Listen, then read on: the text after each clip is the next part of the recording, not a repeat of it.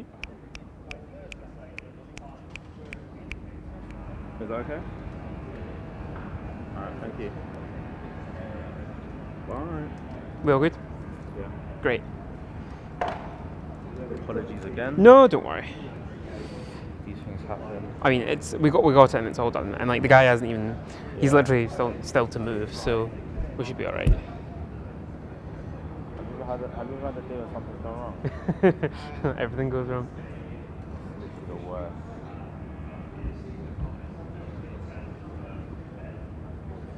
Just want to call. Yeah, I'll call Phil. So that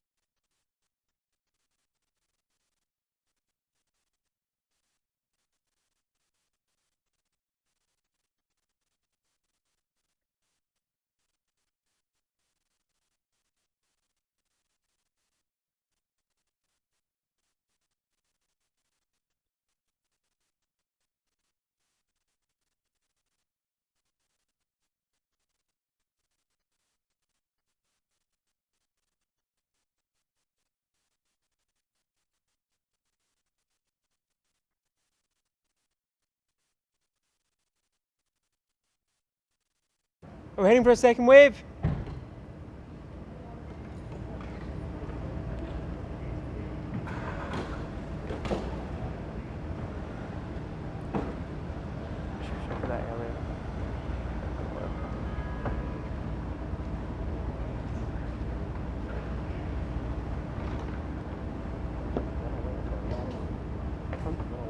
Or like anyone that comes on. Well, I mean, obviously we're waiting for the PM, but like, I imagine we'd want anyone who's.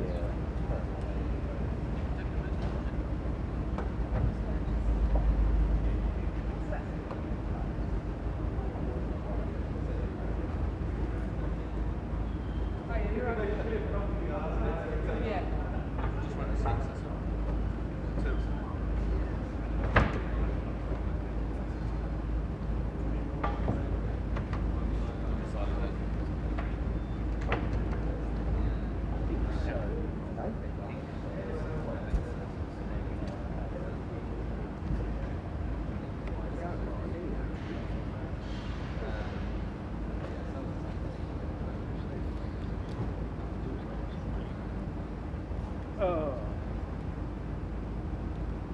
That was quite jolly. Yeah, fucking gorgeous. Did he?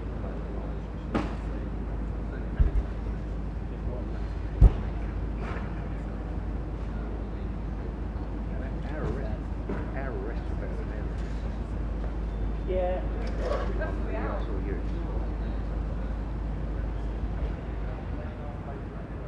Yeah. That's on. Yep.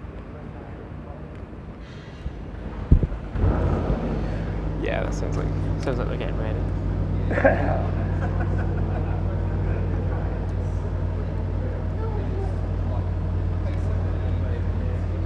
Yeah, they're clearing the things. Alright, cool. Just give me a sound check. 1, 2, 3, 4, 5. We're heading for a second wave. Alright. There we go. Test. There's a test. Yep. Cool.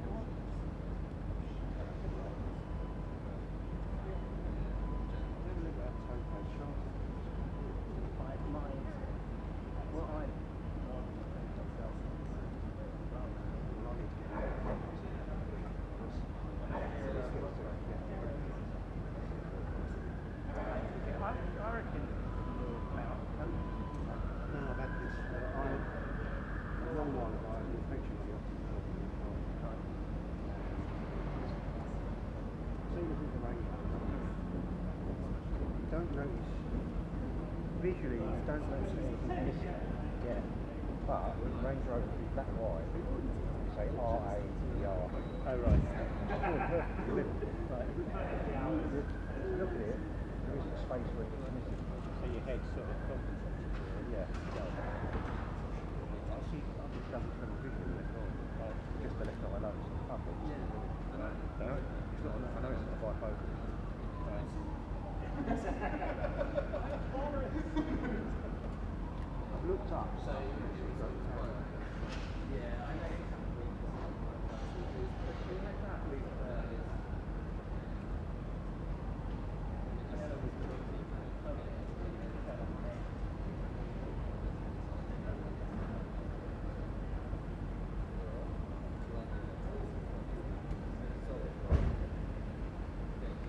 You know that TikTok logo on this register?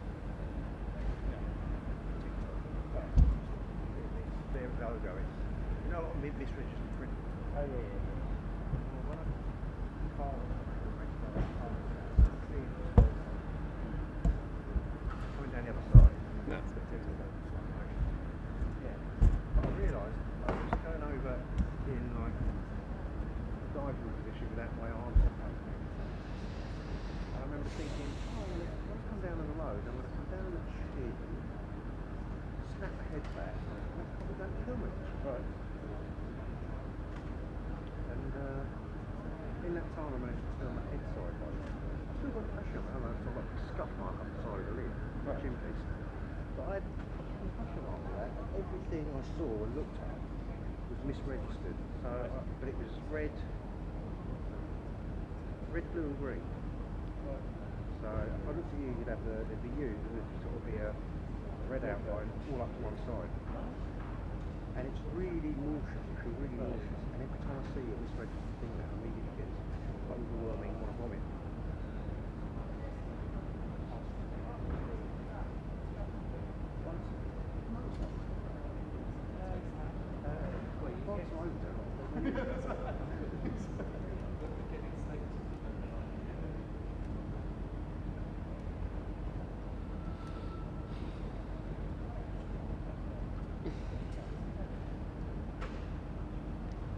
Yeah, there wasn't anything.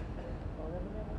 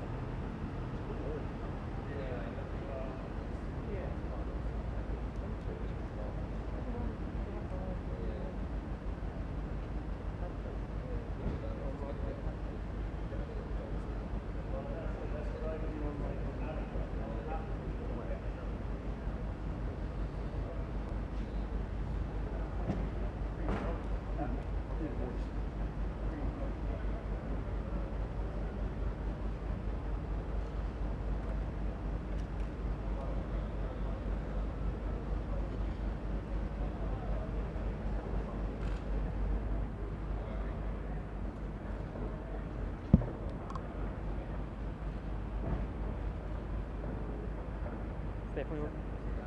Cool. Yeah, it won't turn off. Yeah, no, I didn't think it would. Just wanted to absolutely double checking. Yeah, exactly.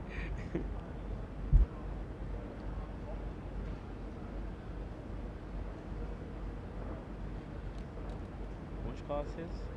It'll be the middle one, I imagine.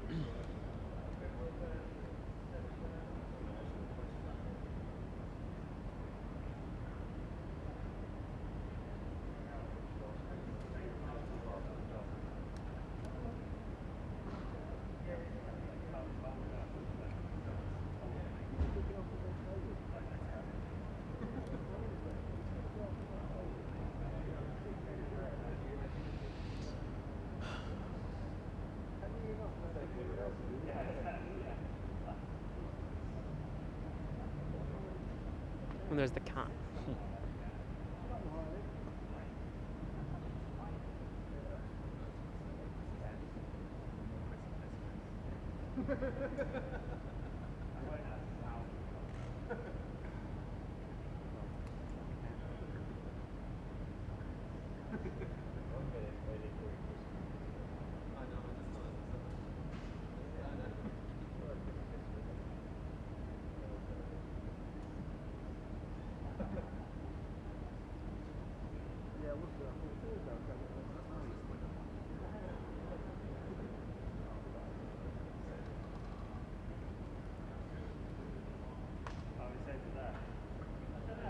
It really does get cold in Kyushu. Yeah, it does. That's a microclimate. Okay, so there's the. Didn't realise they actually wore trousers like that. Those leather.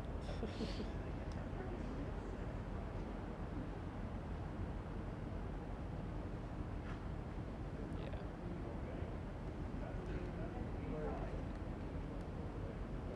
Coming up now. Yeah, so I mean, they'll have to go in front, obviously, because it's part of the motorcade, but then that car will probably go first in front, and then his middle car will, like, drive up, and then he'll just get out, and he won't walk anywhere. He'll just, like, it'll be on the pavement there, and then he'll just go. Which is why we won't have much time to shout. Yeah.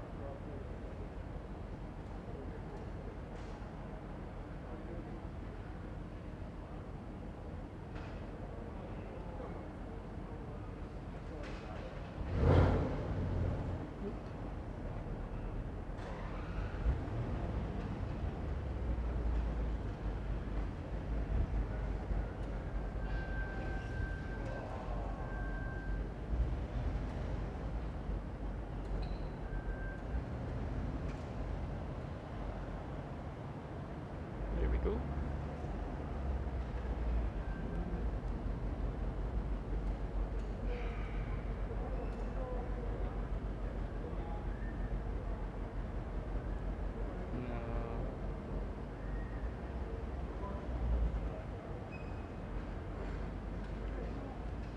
We okay?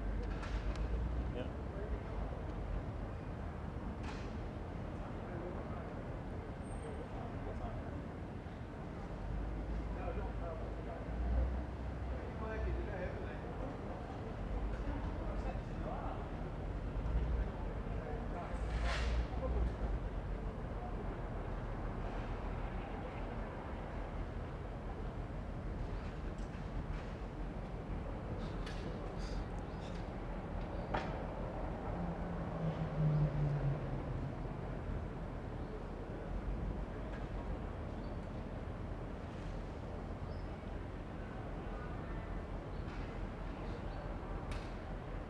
I think I should stand that side?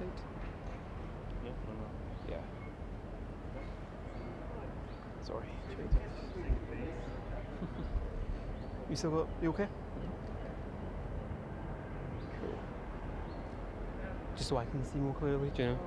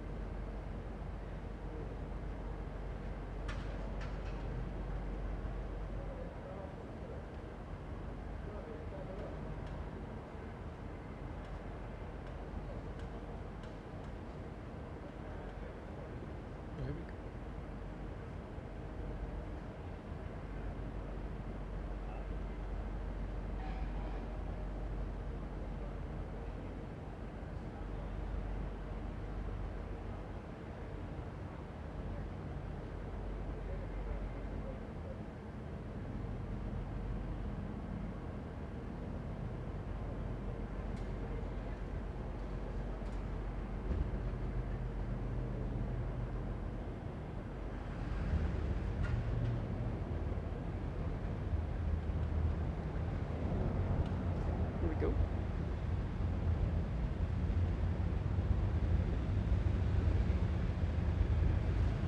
Are we heading for a second wave? Are you happy to break the law, Prime Minister? Are we heading for a second wave? Are you happy to break the law, Prime Minister?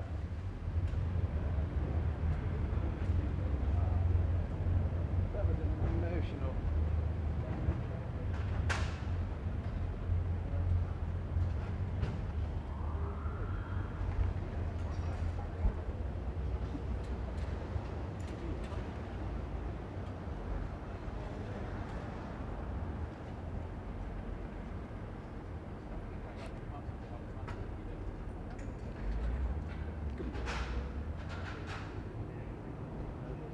Yeah.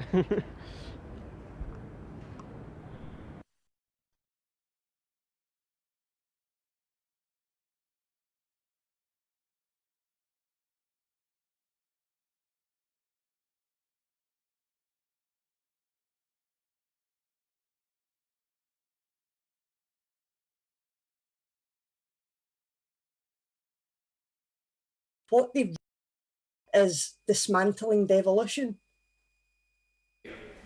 Absolutely not. We're strengthening devolution. We are bringing a power surge to Scotland, more than 100 new powers. We're not taking a single power away, and I'd invite the Honourable Lady to name one that we are.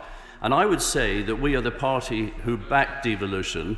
They are the party, the SNP are the party, who want to destroy devolution by leaving the United Kingdom. Second question, Murray Black. Can you tell me then specifically, if he's not dismantling devolution, specifically where in the bill does it say that the UK government must acquire the consent of the devolved administrations? Secretary of State.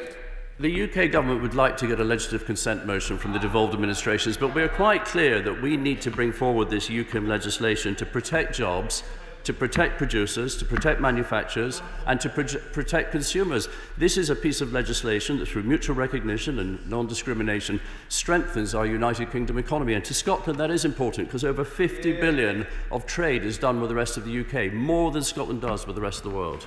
Douglas Ross. Thank you very much, Mr. Speaker.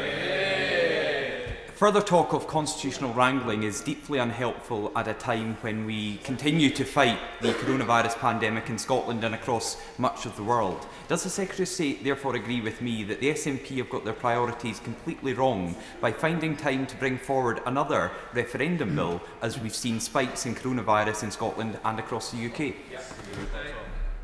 I absolutely do. I'd like to also first congratulate my honourable friend for his appointment as leader of the Scottish Conservatives. I was sorry to lose him as a minister, but I got to know him well, and I know very well that he'll do an excellent job. And Mr. Speaker, he does make a very good point. It is important we come together to fight this virus and not go back into division and constitutional wrangling. It just basically creates uncertainty. It's bad for the Scottish economy, bad for Scottish jobs. Wishart. Thank you very much, Mr. Speaker. Can I just say, ever so gently and candidly to the right honourable gentleman, he's not presiding over the strengthening of the union, he's presiding over its demise. Support for independence is now at an all-time high at 55%. And can I just say to him, after today, it's just going to get a lot worse for the right honourable gentleman. If there was ever any doubt that this government were determined to override the authority of the Scottish Parliament, it is clause 46 of this disgraceful bill today. Why doesn't he man up? Why doesn't he confess, be honest with the Scottish people and tell them that this is an unadulterated power grab?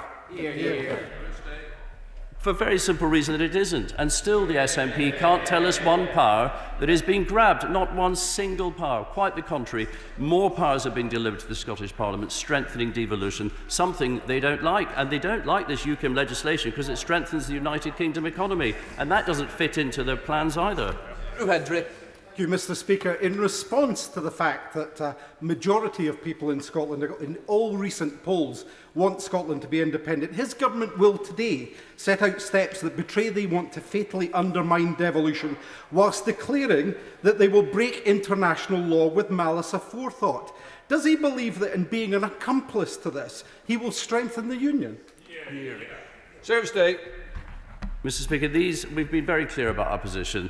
These are contingent powers which will only be exercised in cases where the Joint Committee cannot be formed or operate or cannot come to a view at a time to prevent, and it's important to understand, adverse implications for the Good Friday Agreement. Our responsibility, first and foremost, is to the people of Northern Ireland. For the SNP, it's always Britain second, Brussels first. Tommy Shepherd. Thank you, Mr. Speaker. Historically, the role of Secretary of State for Scotland has been to argue for more decisions to be made in Scotland. Can I ask the current Secretary, does he not feel ashamed and embarrassed to be the first incumbent of this office to actually argue for things to happen the other way around? And does he not realise that by so doing, he will make the argument for political independence for Scotland far better than those of us in these benches can do? Secretary of State. I utterly disagree with the honourable gentleman. This strengthens the United Kingdom, this legislation. Scotland does 60% of her trade with the rest of the UK, over £50 billion. We want to protect that trade. We want to improve the Scottish economy. And in no way is there a single power being removed from the Scottish Government. Quite the contrary, powers are being increased. Mr. Speaker, let us contrast the power surge that the Secretary... Just said the number. 13. With permission, Mr. Speaker, I'll answer questions 13, 14 and 15 together. I have frequent discussions with Cabinet colleagues on a range of matters relating to the UK internal market. The UK internal market is vitally important for our economy, and as I've said a number of times over the last 5 minutes, sales produce in Scotland to the rest of the UK 51.2 billion per year, and it's over 60% of our exports. Mr. Speaker, in contrast with the Secretary of State's power surge, for example, the European single market principles are based on equality, cooperation and consent, with agreed standards for all member states. If the Secretary of State claims that the policy on the UK internal market is not a power grab, will he guarantee a mechanism for negotiation, agreement and consent between the four nations of the UK? State. So that the honourable lady points towards frameworks, which is exactly what we are doing there. So for standards, frameworks will be by consent across the United Kingdom. There is the opportunity for parties to opt out, and as a safety net for business, we're introducing mutual recognition, which underpins the European single market. We're introducing mutual recognition, and we're introducing non-discrimination. Mr. Speaker, the gravity analysis published in the Internal Market Command Paper suggests that a border effect between Scotland and the rest of the UK would impact about 1.1% of Scottish GDP. Brexit will impact 7 times greater, a loss of GDP growth in Scotland of around 8%. So when he has discussions with the Scottish Government, will he commit today to bring forward another command paper insisting that Scotland remains part of the European Union single market?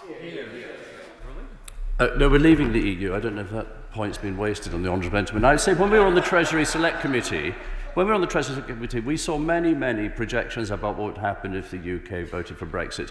And all those projections had one thing in common: they were wrong. And I don't recognise his figures. I believe with good trade deals and the UK legislation, we will strengthen the Scottish economy. Ruth Jones. Mr. Speaker, like many in Newport West, I was astonished by the comments of the Secretary of State for Northern Ireland at the dispatch box yesterday in relation to the government's willingness to break international law. Legislation is important, and so is a government's ability to obey it. So will the Secretary of State commit to a UK-wide framework which protects workers' rights and environmental standards within the internal market, and will he pledge to stick to it? There are over 42 frameworks, and I'm sure those subjects, I haven't studied them all in detail, but I'm sure those subjects will be covered. And when we have frameworks, it's by consensus. It's up to each member of or member state of the United Kingdom, like the four nations, to then adhere to those. They do have an opt-out, and as I say, the UK legislation underpins that and protects producers, suppliers, manufacturers, consumers alike. Griffith. Mr. Speaker, with its abundant renewable resources... Sorry, 16. Thank you, Mr. Speaker. I have regular discussions with my Cabinet colleagues, including the Chancellor, on all aspects of the impact of coronavirus in Scotland. The unprecedented actions we have taken have supported over 930,000 jobs and more than 65,000 businesses in Scotland. Over £2.3 billion of support for business is being given throughout the government-supported loan schemes. Griffith. Mr. Speaker, with its abundant renewable resources, Scotland has the opportunity to be a world leader in hydrogen technology, a £2.5 trillion global market. Could the Minister inform the House what conversations are taking place between the Government and Scotland to ensure that we seize this opportunity together as a union? Thank you. The Government is absolutely committed to the development of hydrogen as part of our decarbonisation strategy. I'm happy to tell my honourable friend that in July, the Government launched a Hydrogen Advisory Council where Government and UK industry will work together to identify and promote the supply of low-carbon hydrogen at scale across the energy system. Scottish companies are members of this council. Shadow Minister Chris Almond. Thank you, Mr. Speaker. Can I first of all start by congratulating my honourable friend for Edinburgh South and Mariam on the birth of their baby daughter, Zola. The House will be pleased to hear she has very robust lungs and her father's cheeks, is how it's been put to me. Cheeks, these cheeks, Mr. Speaker. Mr. Speaker, the Minister knows that the businesses across Scotland are in desperate need of additional support, specifically in relation to the furlough scheme. The UK Government has one of the shortest furlough schemes in place of any country in Europe. Can the Minister please today, ahead of the Opposition Day debate, announce that we will extend in the furlough scheme for those businesses that need it most, particularly in Scotland for the hospitality and accommodation sectors, because they need help from this Government? Thank you, Mr. Speaker, and I should also add my congratulations to the honourable member for Edinburgh South on the birth of his daughter, and delighted to hear that her vocal contributions will be as strong as the honourable gentleman's. The honourable gentleman does highlight the furlough scheme, and it has been a very valuable tool in our economic response to coronavirus. But I would point out to him it is about giving the right support at the right time. And I think the Chancellor is correct to move us towards supporting people returning to work through schemes like the Job Retention Scheme and many of the other packages that we are putting in place to support all sectors of the economy. Go on, Mike. Many local newspapers in Scotland were pleased to get UK government advertising business at the start of lockdown and agreed heavily discounted rates for it. They were surprised, many of them then, after invoices had been issued, to get requests from the UK government for further discount. Is the Minister content that his government should be treating Scotland's local newspapers in that way? The honourable gentleman raises an important issue, and this is a unique partnership to support the newspaper industry, and it was agreed by Newsworks on behalf of all publications, and the terms of the agreement are commercially confidential. But what I can tell him is that at least 60% of the funding is supporting smaller local titles, and if he has any specific issues with titles in his own constituency, I'm more than happy to explore them with him and raise with my colleagues in DCMS. Suzanne Webb. Question 19. With permission, Mr. Speaker, I will answer questions 19 and 20 together. We can only respond effectively to COVID-19 if we have a UK-wide approach. Pooling resources and using the strength of the UK economy enables the Government to support jobs and business and to provide the extra funding and other resources to the devolved administrations to help them combat the virus. Suzanne Webb. Thank you, Mr. Speaker. The UK Government has delivered an extra £12.7 billion to the devolved administrations throughout this pandemic, including £6.5 billion for the Scottish Government. Does my honourable friend agree that the enormous level of financial support that has already been provided showcases the strength and value of this great and united union? Thank you. I very much agree with my honourable friend. The strength of the UK economy and the Treasury's international standing means that we have been able to fund the COVID-19 response across all parts of the UK.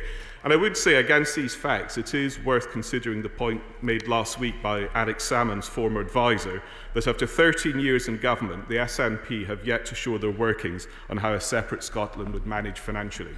Martin Vickers. Speaker. There's no doubt that some confusion is caused when the different administrations come to different conclusions based on advice about quarantine and numbers that can gather and together and so on.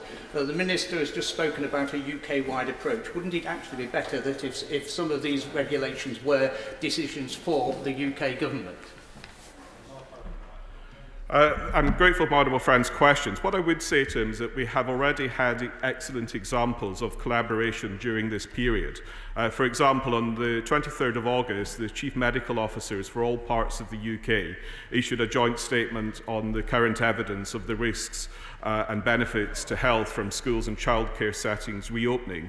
And UK and devolved administration ministers meet very regularly to explore and discuss these issues.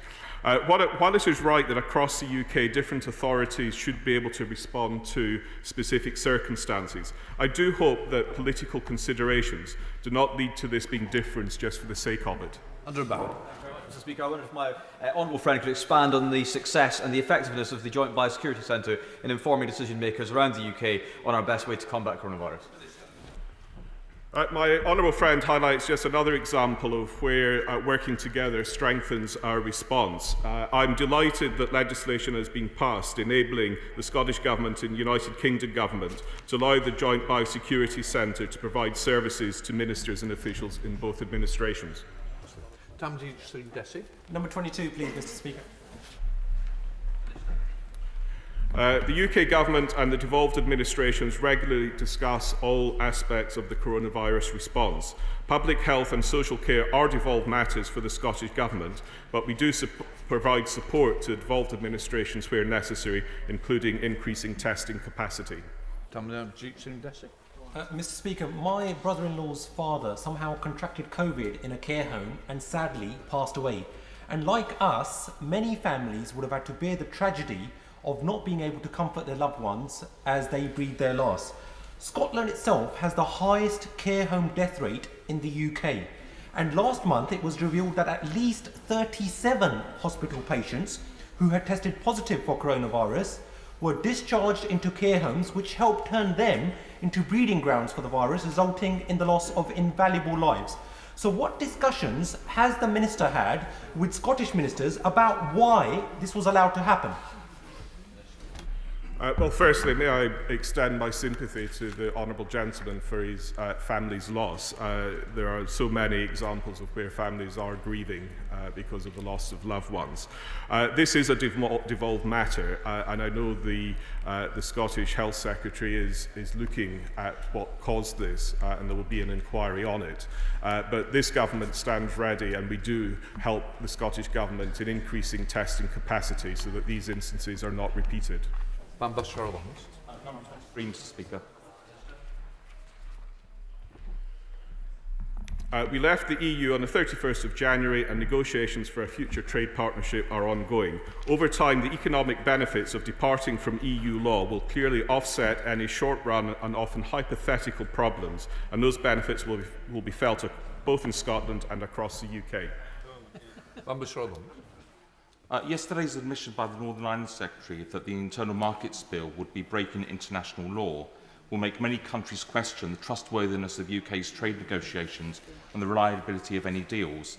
So what impact does the Minister think this will have on the Scottish economy?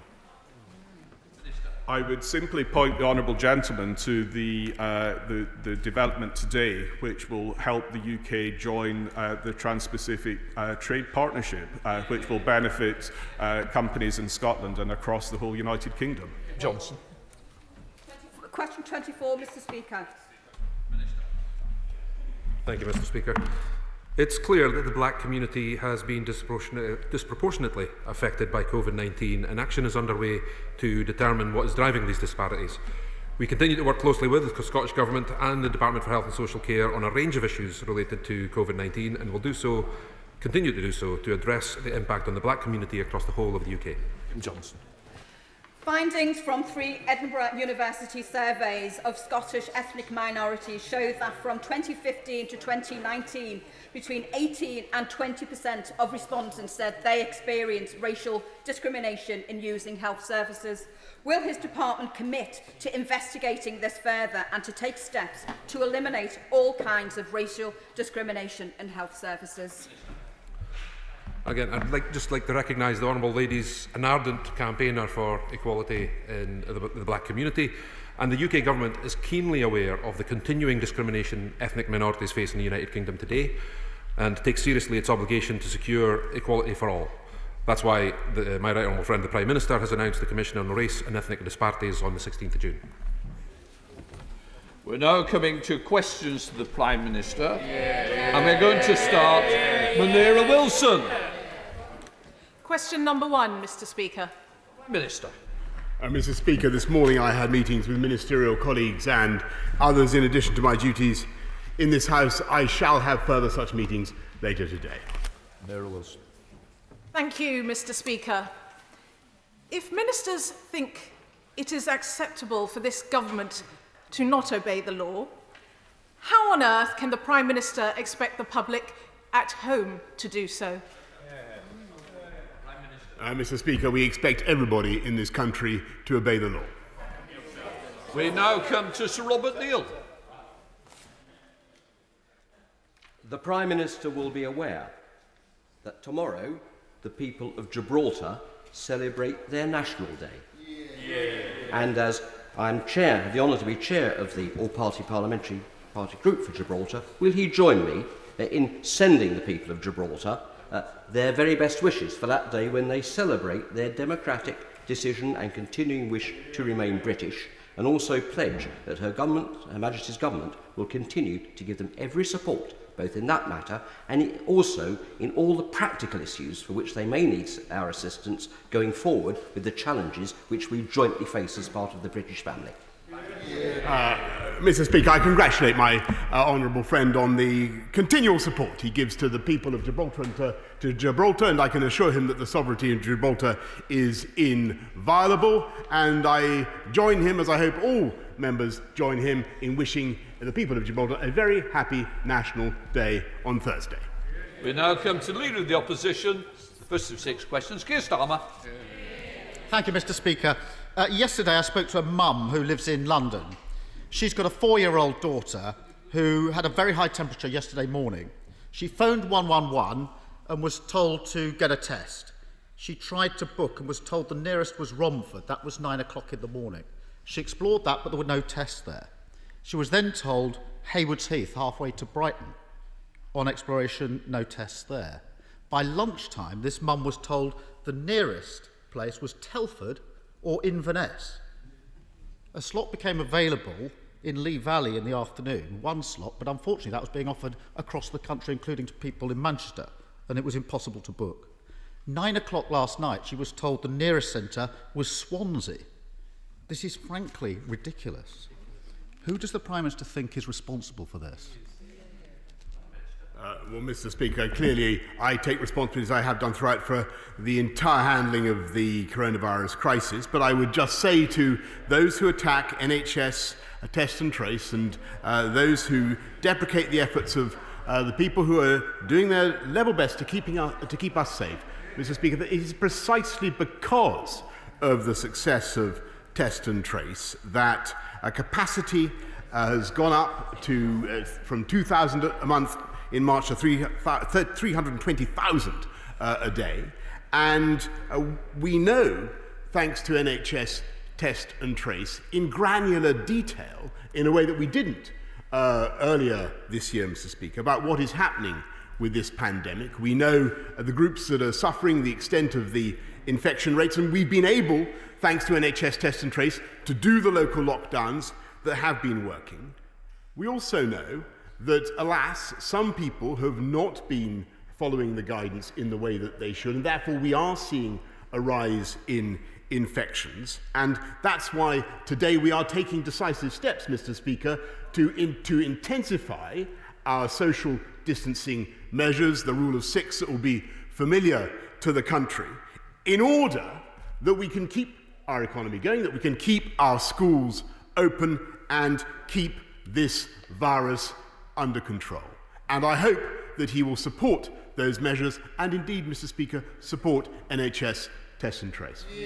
Keir Starmer.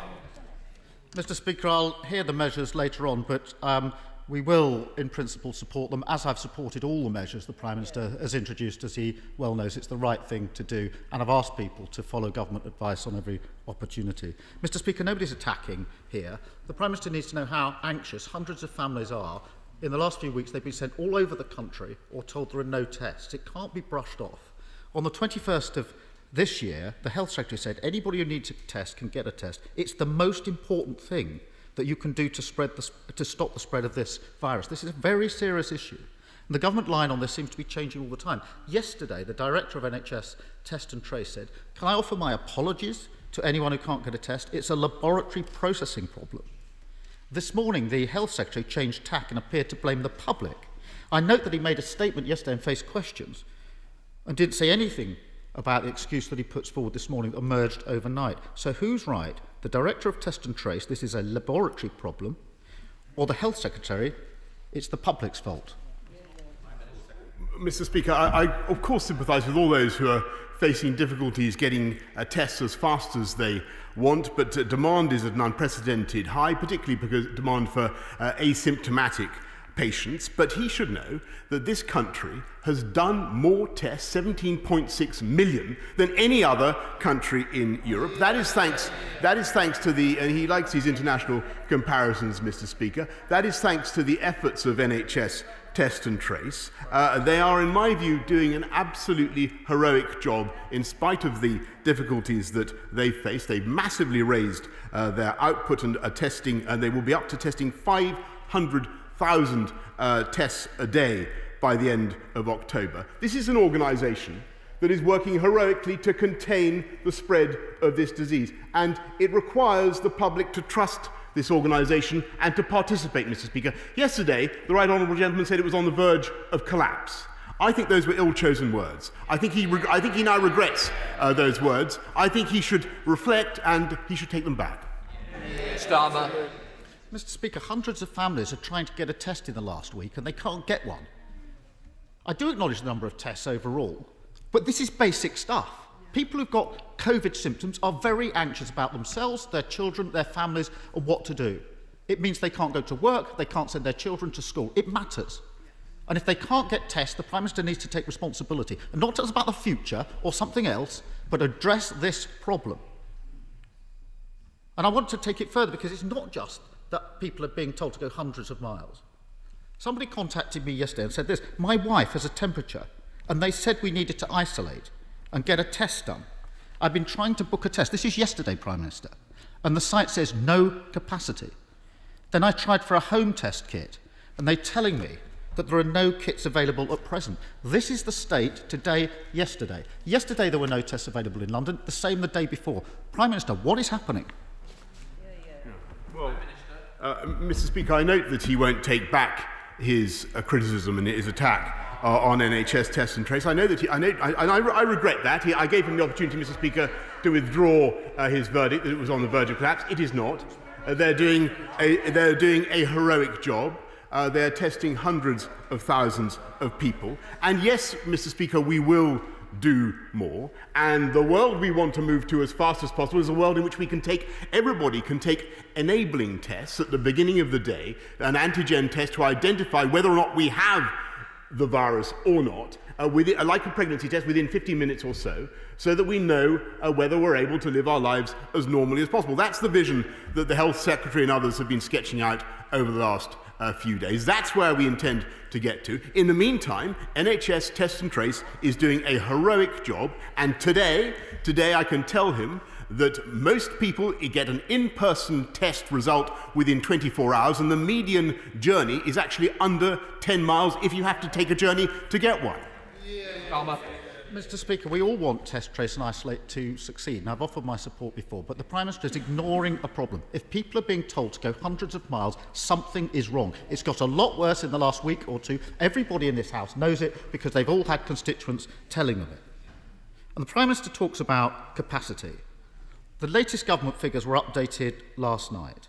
They show that on average, 75,000 tests are not being used every day. If there's 75,000 that are not being used, why yesterday were people being told to go hundreds of miles for a test? Why yesterday were people being told there's no capacity?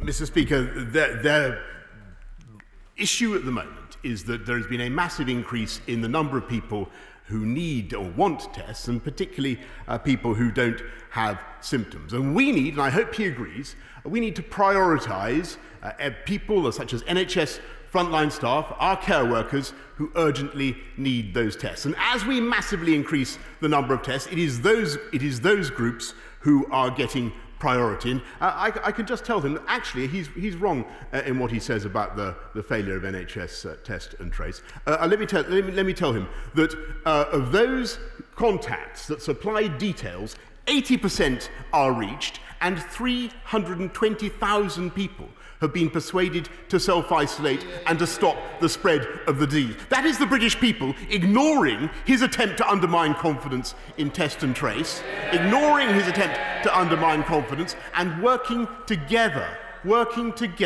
to get this disease defeated. Keir Starmer. Mr. Speaker, I'm listening carefully to what the Prime Minister says. What's undermining confidence is families being told to go hundreds of miles and they can't get a test. That's undermining confidence. I just want it fixed.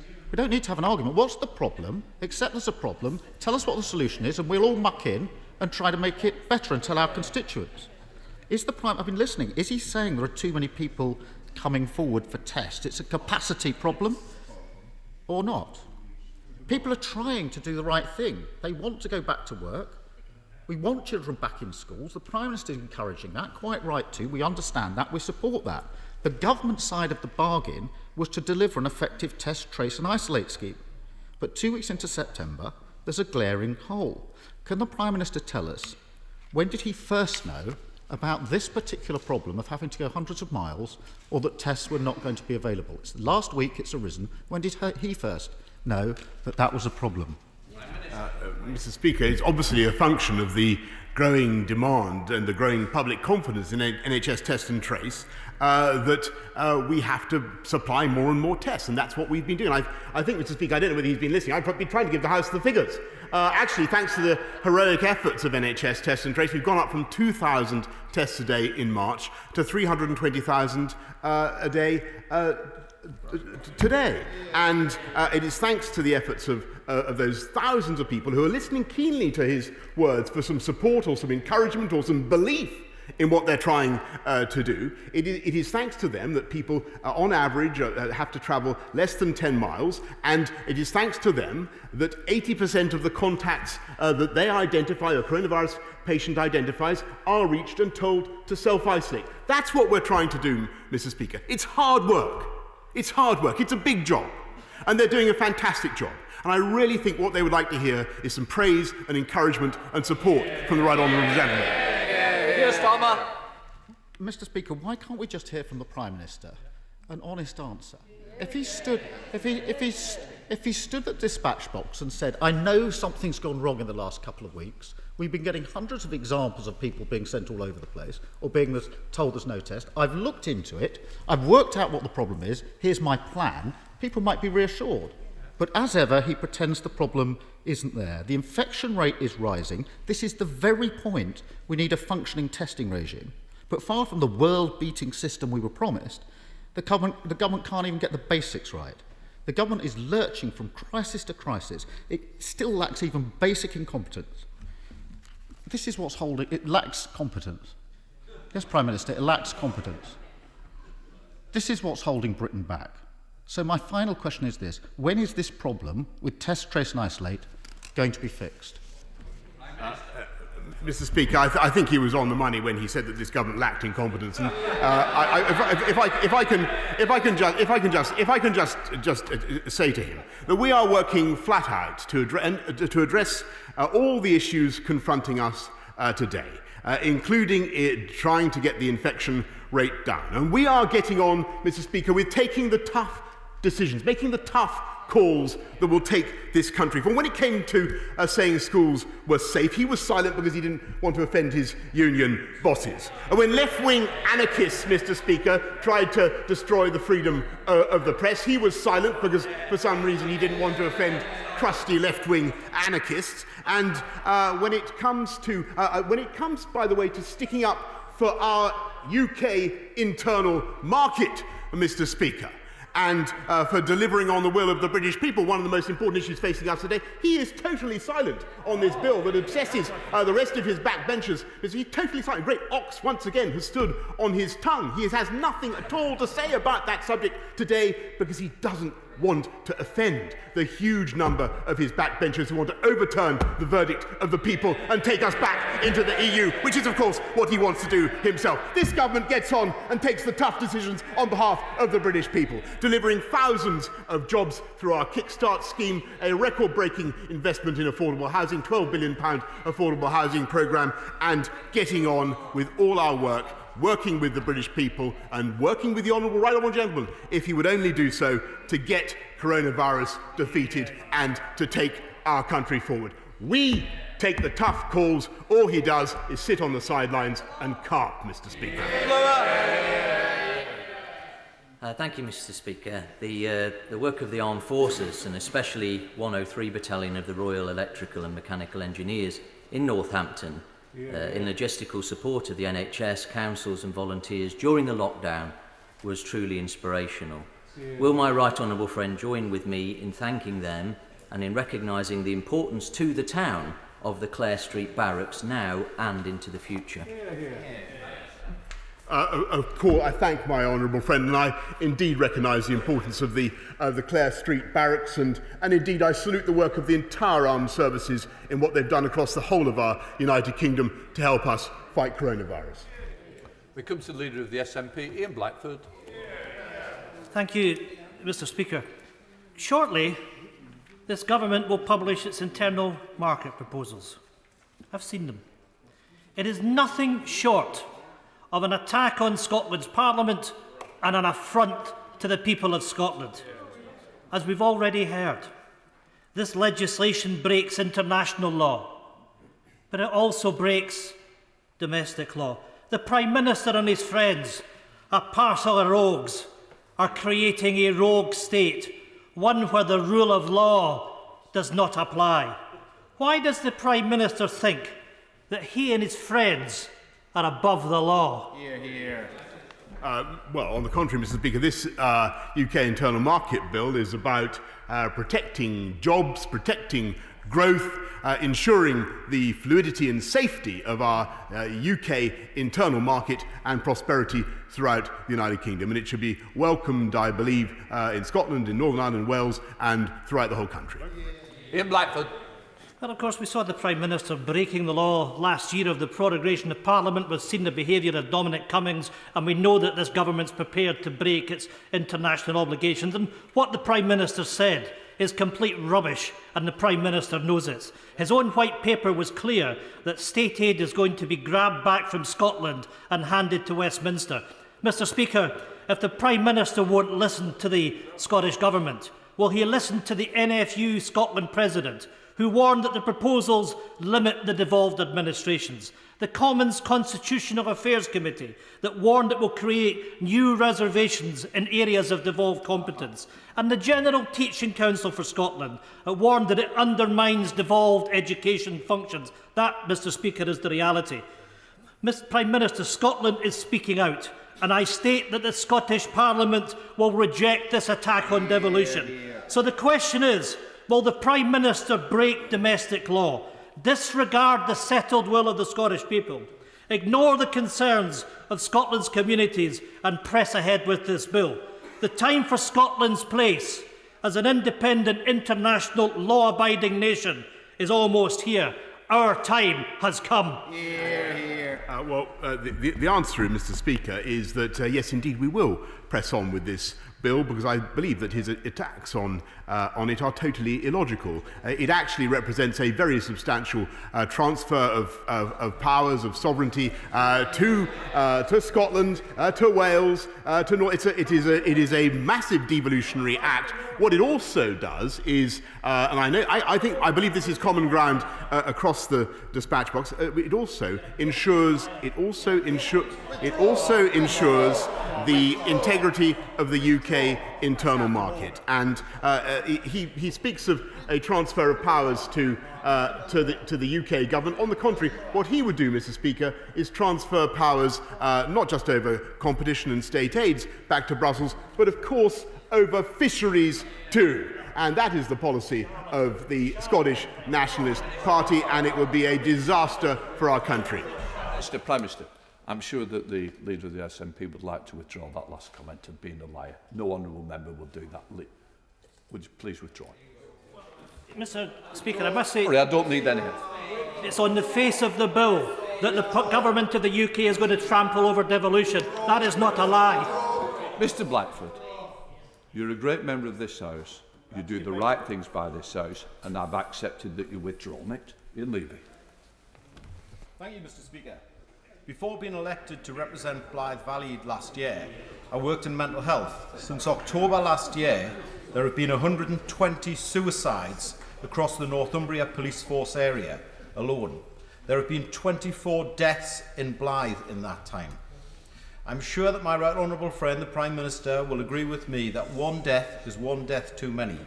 So would he support me and support National Suicide Prevention Day tomorrow and acknowledge the fantastic work that's been carried out by the mental health charity Mind, as well as Engage and Davy O at Unit 20 in Blythe? Thank you. Mr. Speaker, every suicide is an absolute tragedy, and my honourable friend is absolutely right to focus on that issue in the way that he does. And I'm proud that this government is rolling out record investments into suicide prevention. But I would also like to pay tribute to the charitable sector, to Mind, Engage, and to Davy Orr for the fantastic work that they do to make a difference at that crucial moment and to prevent suicide. Mr. Speaker, they herd them onto trains, they shave their heads, they abort their babies. A genocide of the Uyghur people by the Chinese government is taking place before our eyes. It is easy to criticise the next world superpower, harder to take action. What action is the Prime Minister going to take to stop the ethnic cleansing of the Uyghur people in Xinjiang? And when will he lead organisation of an international tribunal? Because this time, no country can say that they didn't know. Well, Mr. Speaker, she is entirely right to draw attention to the plight of the Uyghurs, as both I and the Foreign Secretary have done ourselves, and we raise these concerns directly with the Chinese authorities, and will continue to do so in the G20, at the UN, and in every other context. Thank you, Mr. Speaker. On Monday night, BBC Panorama revealed what parents in Carshalton and Wallington have been telling me for months, that Lib Dem-run Sutton Council is failing our most vulnerable children. Given the shocking scenes that we saw, does the Prime Minister agree with me that the Council should hang its head in shame, meet with these parents, sack their failing arm's-length company, and these Lib Dem councillors that have provided over this failure should resign? Well, Mr. Speaker, I thank my honourable friend. I understand that the council concerned has acknowledged the failures and the improvements that are needed. And we are, for our part, we are reviewing the oversight of special educational needs schools, and we will be commissioning a new round of inspections, both by Ofsted and the CQC. And I'm happy to write further to my honourable friend about that issue. David Linden.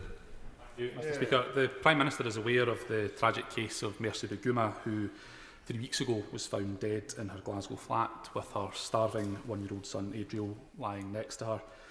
Thankfully, little Adriel has made a recovery and was running around my constituency office on Friday when his father Eric came to meet me. But Adriel has been through more than any 1-year-old should ever have to go through, and his future hangs in limbo while the Home Office prolongs his father's asylum application. So will the Prime Minister agree to organise a meeting between myself and the Home Secretary to look at Eric's case and make sure that this family can go forward with certainty after such a difficult time? I thank the honourable gentleman. I can tell him that I know that the whole House will join with me in sending our deepest condolences to the family and friends of Mercy Baguma. And we take very seriously the well-being of all those in the asylum system, and I can assure him that the relevant minister will be taking up that particular case with him. We're heading up to Amersham with Dame Cheryl Gillan. Dame Cheryl. Thank you, Mr. Speaker. The Prime Minister knows very well I have an 11-year track record of opposing HS2, not least because of the environmental damage it is causing, and have expressed my support for peaceful environmental campaigns against this costly project. Regrettably, the actions of Extinction Rebellion, who've glued themselves to trains and now tried to interfere with the freedom of the press, have tarnished the reputation of peaceful environmental protesters. Will my right honourable friend tell me what options he's considering to ensure, rather than offering encouragement to lawbreakers, this unacceptable behaviour and attacks on our democratic freedoms can be prevented from happening again, and the integrity of peaceful campaigners is not impugned?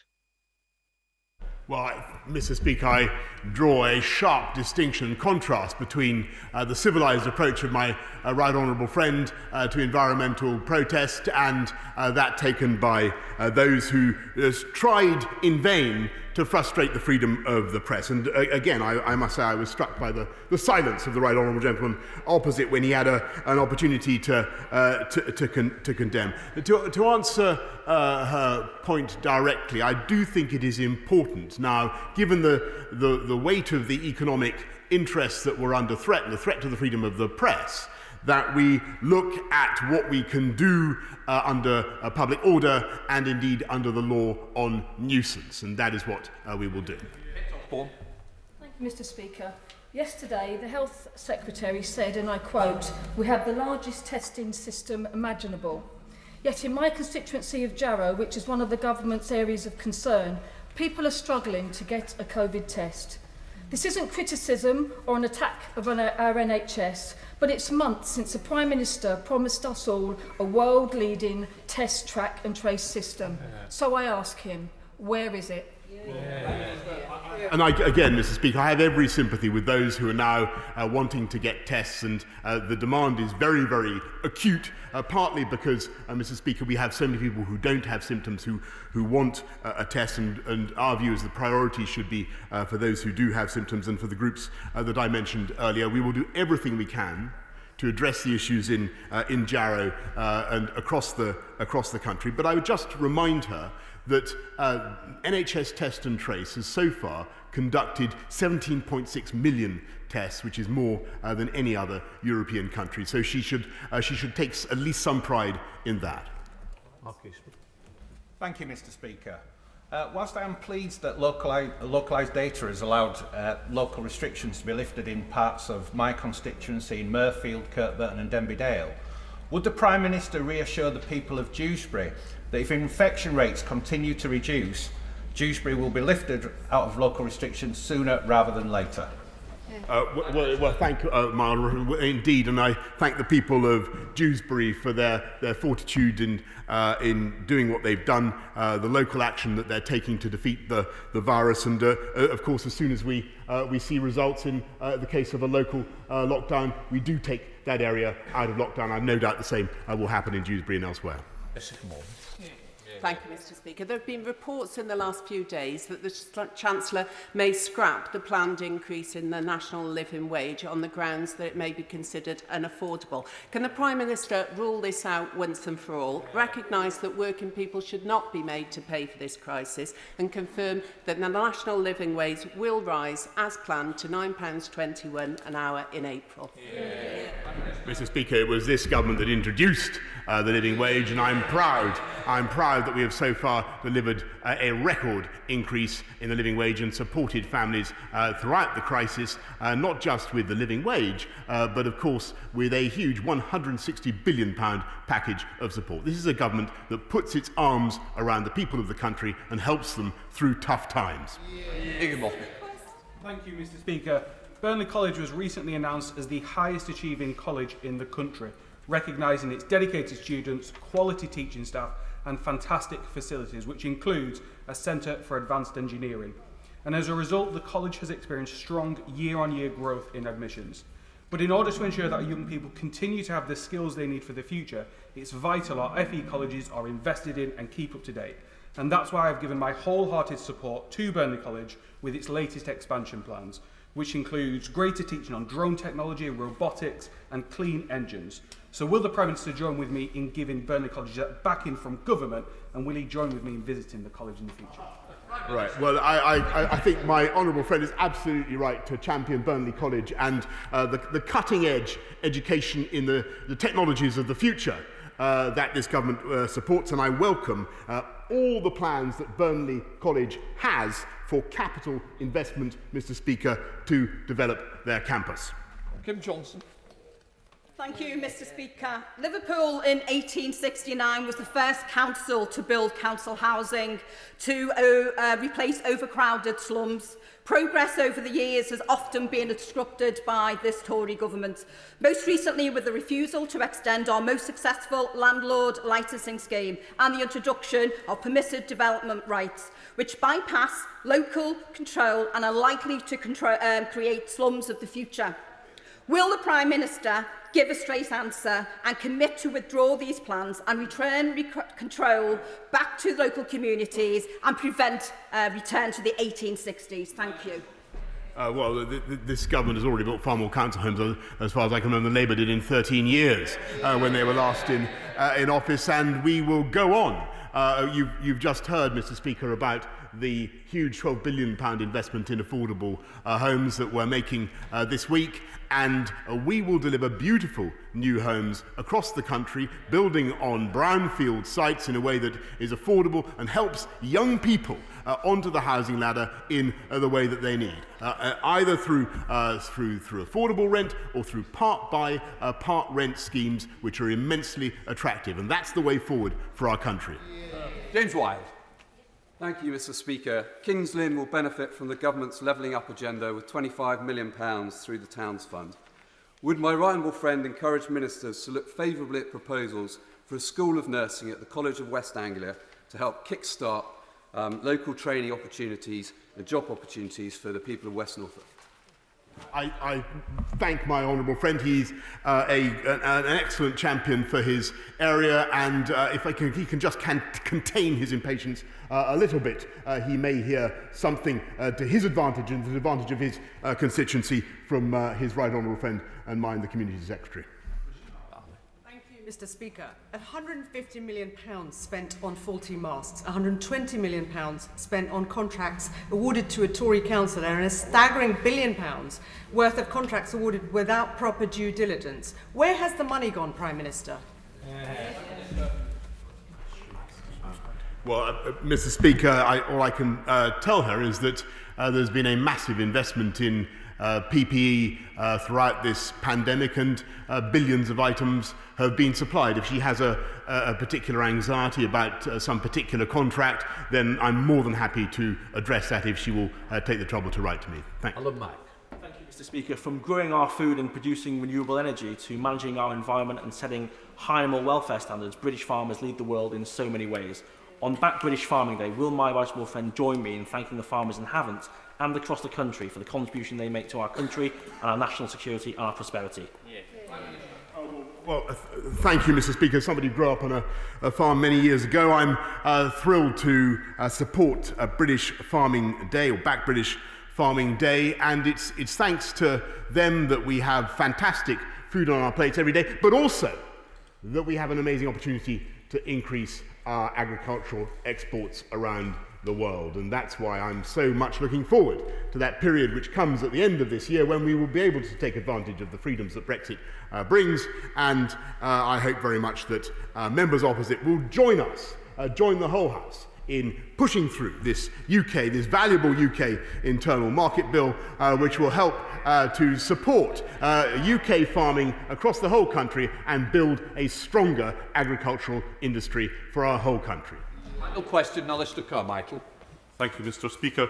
The Prime Minister may be aware that there are some Scottish nationalists who want Scotland to follow the example of Catalonia and to have a wildcat independence referendum.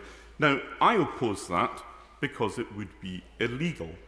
If the Prime Minister thinks it's acceptable for his government to ignore international law, on what basis would he oppose it?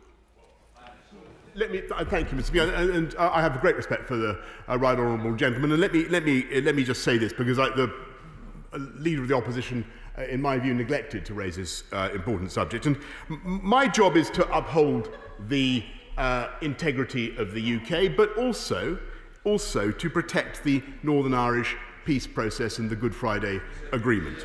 And to do that, we need a legal safety net to protect our country against extreme or irrational interpretations of the protocol, which could lead to a border down the Irish Sea in a way that I believe, and I think members around the House believe, would be prejudicial to the interests of the Good Friday Agreement and prejudicial to the interests of peace in our country. And that has to be our priority.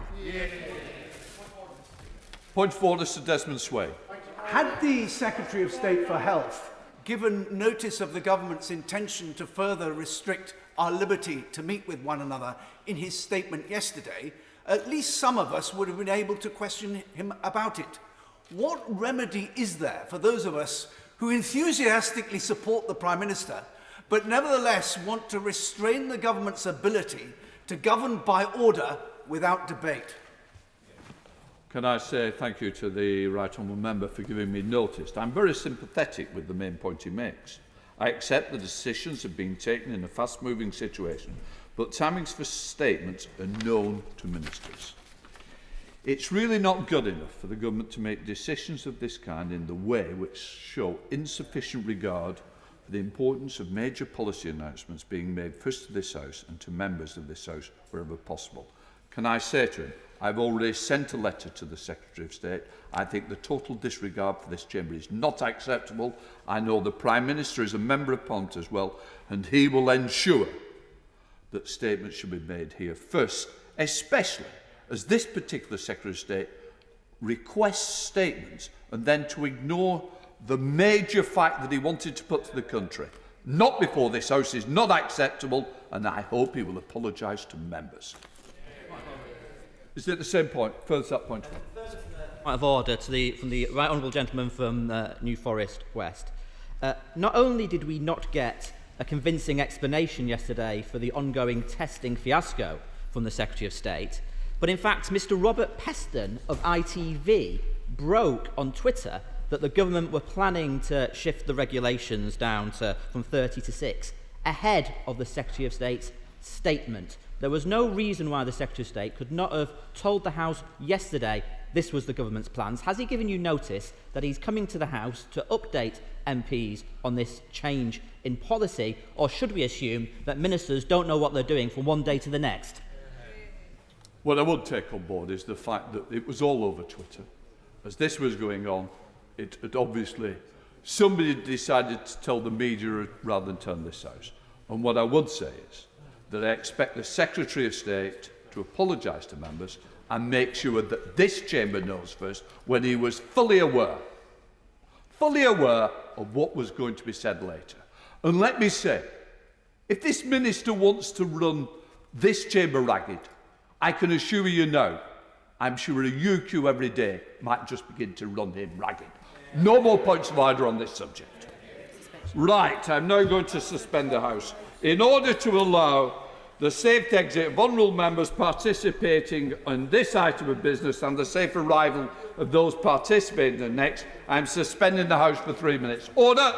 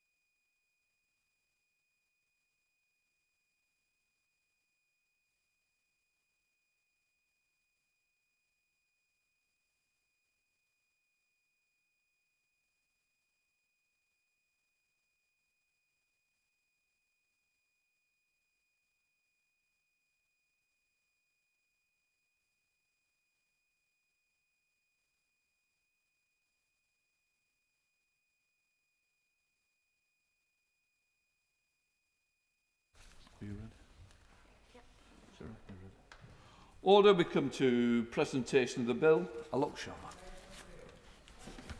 Minister. United Kingdom Internal Market Bill. Second reading what day? Tomorrow. Tomorrow. We now come to business of the day, and we start with the 10-minute rule bill. Ian Levy. Thank you, Mr. Speaker. I beg to move leave to be given to bring a bill to amend the law relating to the licensing of houses of multiple occupancy, to increase penalties for the contravention of such licences and connected purposes. Mr. Speaker, the private rented sector is an important part of our housing market. As you see large premises in town centres vacated by businesses, there is a growing demand for these to be turned into housing. Introducing high-quality residential units to town centres may be a great way to bring back life back into the town centres. But there is a worrying trend developing within these units, subdividing into poor quality houses of multiple occupancy, which are aimed at the very poorest and most vulnerable in society. This problem not only affects my constituency in Blythe Valley, but also other towns up and down this wonderful country of ours. Houses in multiple occupancy, or HMOs as they become known, form a useful part of the housing sector, providing cheap accommodation for people whose housing options are limited, whilst their standards, which are met in large HMOs, these mainly relate to fire and building safety, as well as ensuring facilities such as bathrooms are available.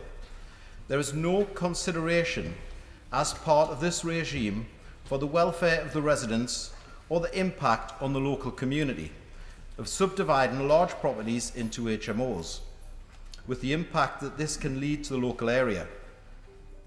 Within the standards, there is a minimum accommodation size, and that sets out, but this makes appalling reading. Mr. Speaker, 2 adults are permitted to live in a space which is 10.22 square metres. That's just 10.22 square metres, nothing. The size of a reasonably sized garden shed. According to the regulations, a child under 10 requires an additional 4.6 metres, or the size of a double bed. Not merely to sleep, but to live, to play, to learn and to eat. Even more appalling is that until the last Conservative government introduced minimum sizes in 2018, there was no minimum room size at all. The mental welfare of those forced to live in these conditions must be a concern of us all in 2020. However woeful the standards are required for the licensing of HMOs across the country. In my hometown of Blythe, only one of these premises is actually licensed as a house of multiple occupancy. Others are listed as hotels or marketed as Airbnbs and bed and breakfasts, creating a multitude of problems. When a property is not registered as a house of multiple occupancy, it falls through the gap, meaning that the local authorities, such as councils and the police, do not actually have the right of access or the ability to implement boundaries, restrictions, and implement measures to support the safeguarding of the clients living there. Mr. Speaker, the very nature of the accommodation provided by HMOs often means that those who have fallen upon hard times or are suffering from mental health issues, drug and alcohol abuse, and in a lot of cases, as reported to me by the police, domestic abuse. These are vulnerable people who we have a duty to safeguard. Allowing HMOs to exist by disguising them as hostels, hotels and bed and breakfasts not only denies the tenant the security of tenure, but also means that the accommodation does not face the true scrutiny that it should. With no help or support, living in the community can be hard for people who are not well equipped to live on their own, and many of these are young people. I worked for years in the NHS in a mental health capacity, and I did hear on a few really sad occasions of clients forcibly being taken to cash points by drug dealers or loan sharks, where they're forced to empty their bank accounts from the benefits that have been paid in. This would leave the vulnerable client in a position where they had no money left in their account to buy the basics to live for the next 2 weeks. Alone in a room with no support is no way for our vulnerable people to live in 2020.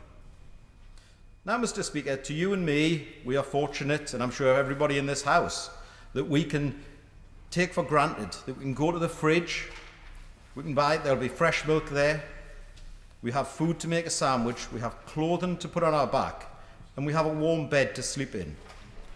But when you are in a vulnerable position,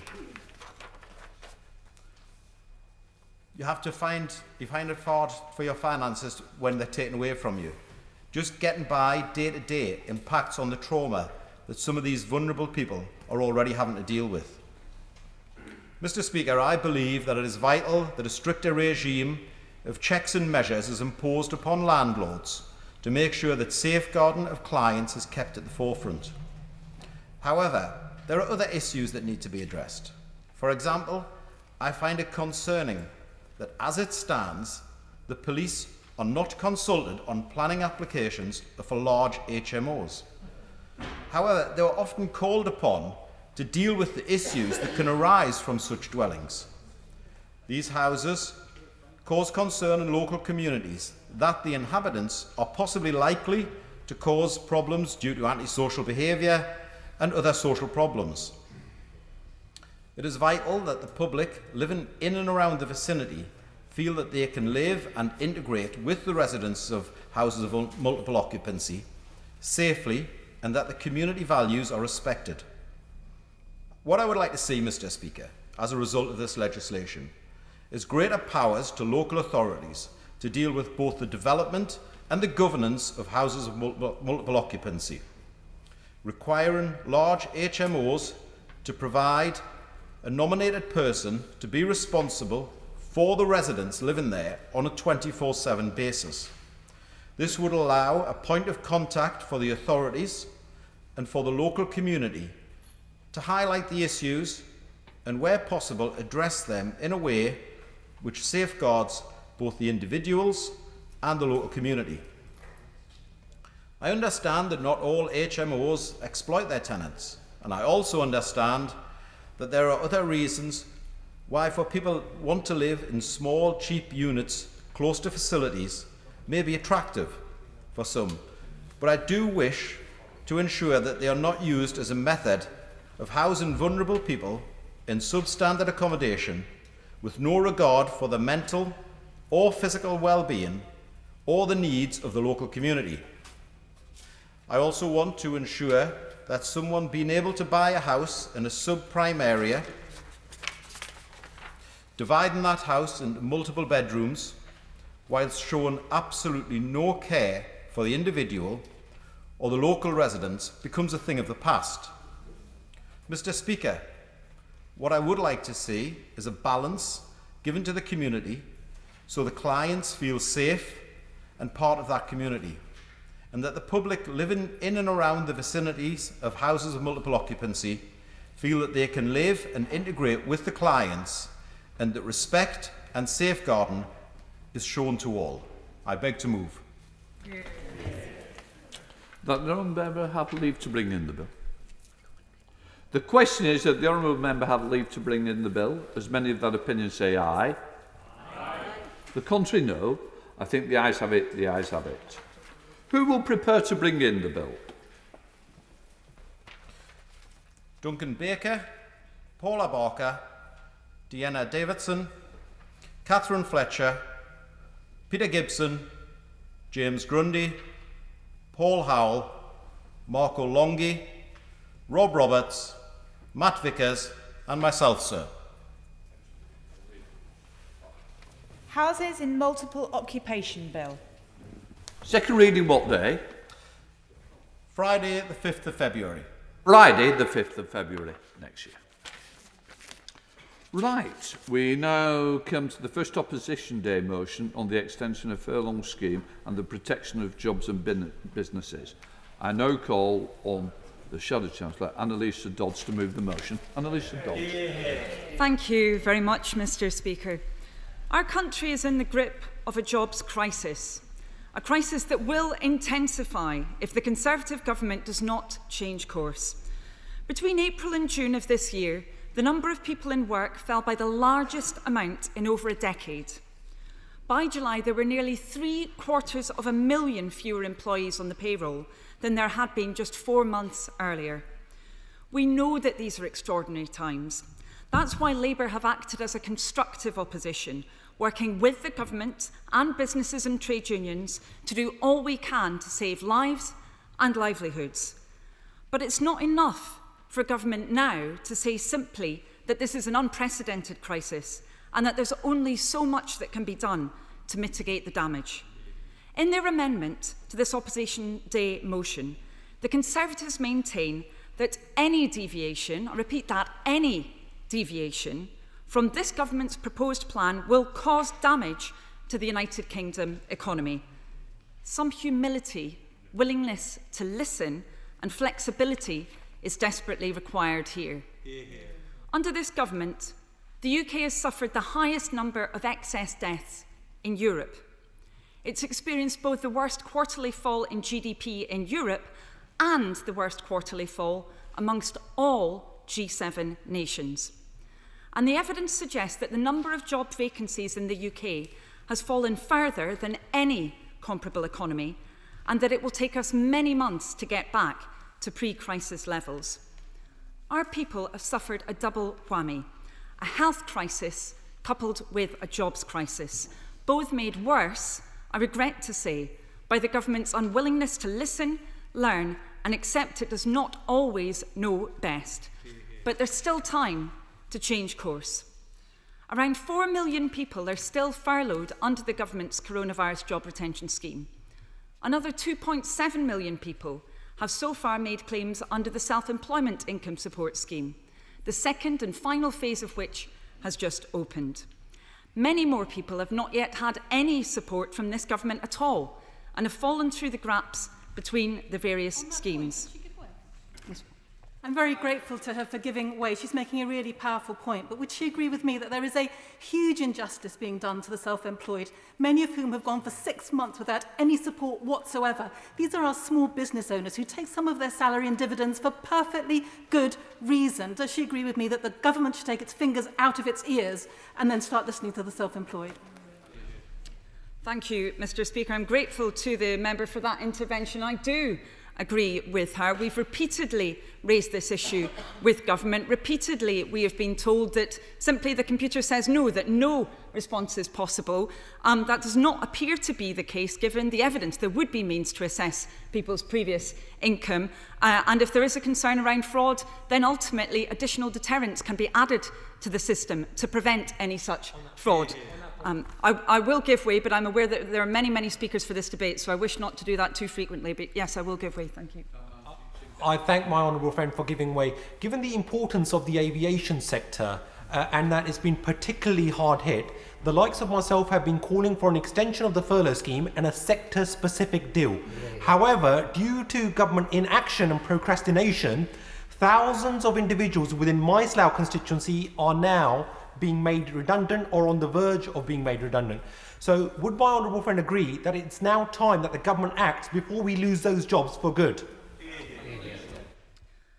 I'm very grateful to my honourable friend for raising that point. And of course, the jobs crisis that we're talking about is one which is particularly intense in many of those communities impacted by the withdrawal of support for critical industries for the future of our country. Of course, as he mentioned, we were promised a sector-specific deal for aviation. We have not received it. We have not had government sitting down with the sector to work through the different scenarios and how we can plan for the future in that case. And yes, we are not seeing the targeted wage support in aviation or indeed in other industries critical for our economic future that we desperately need. I will take one final intervention, given it's from the government benches, but then I will make some progress. Thank you. I am very grateful. In terms of a sector-based approach, I think in an interview with The Guardian, she said such an approach would pose challenges. Has she yet published the solution to those challenges?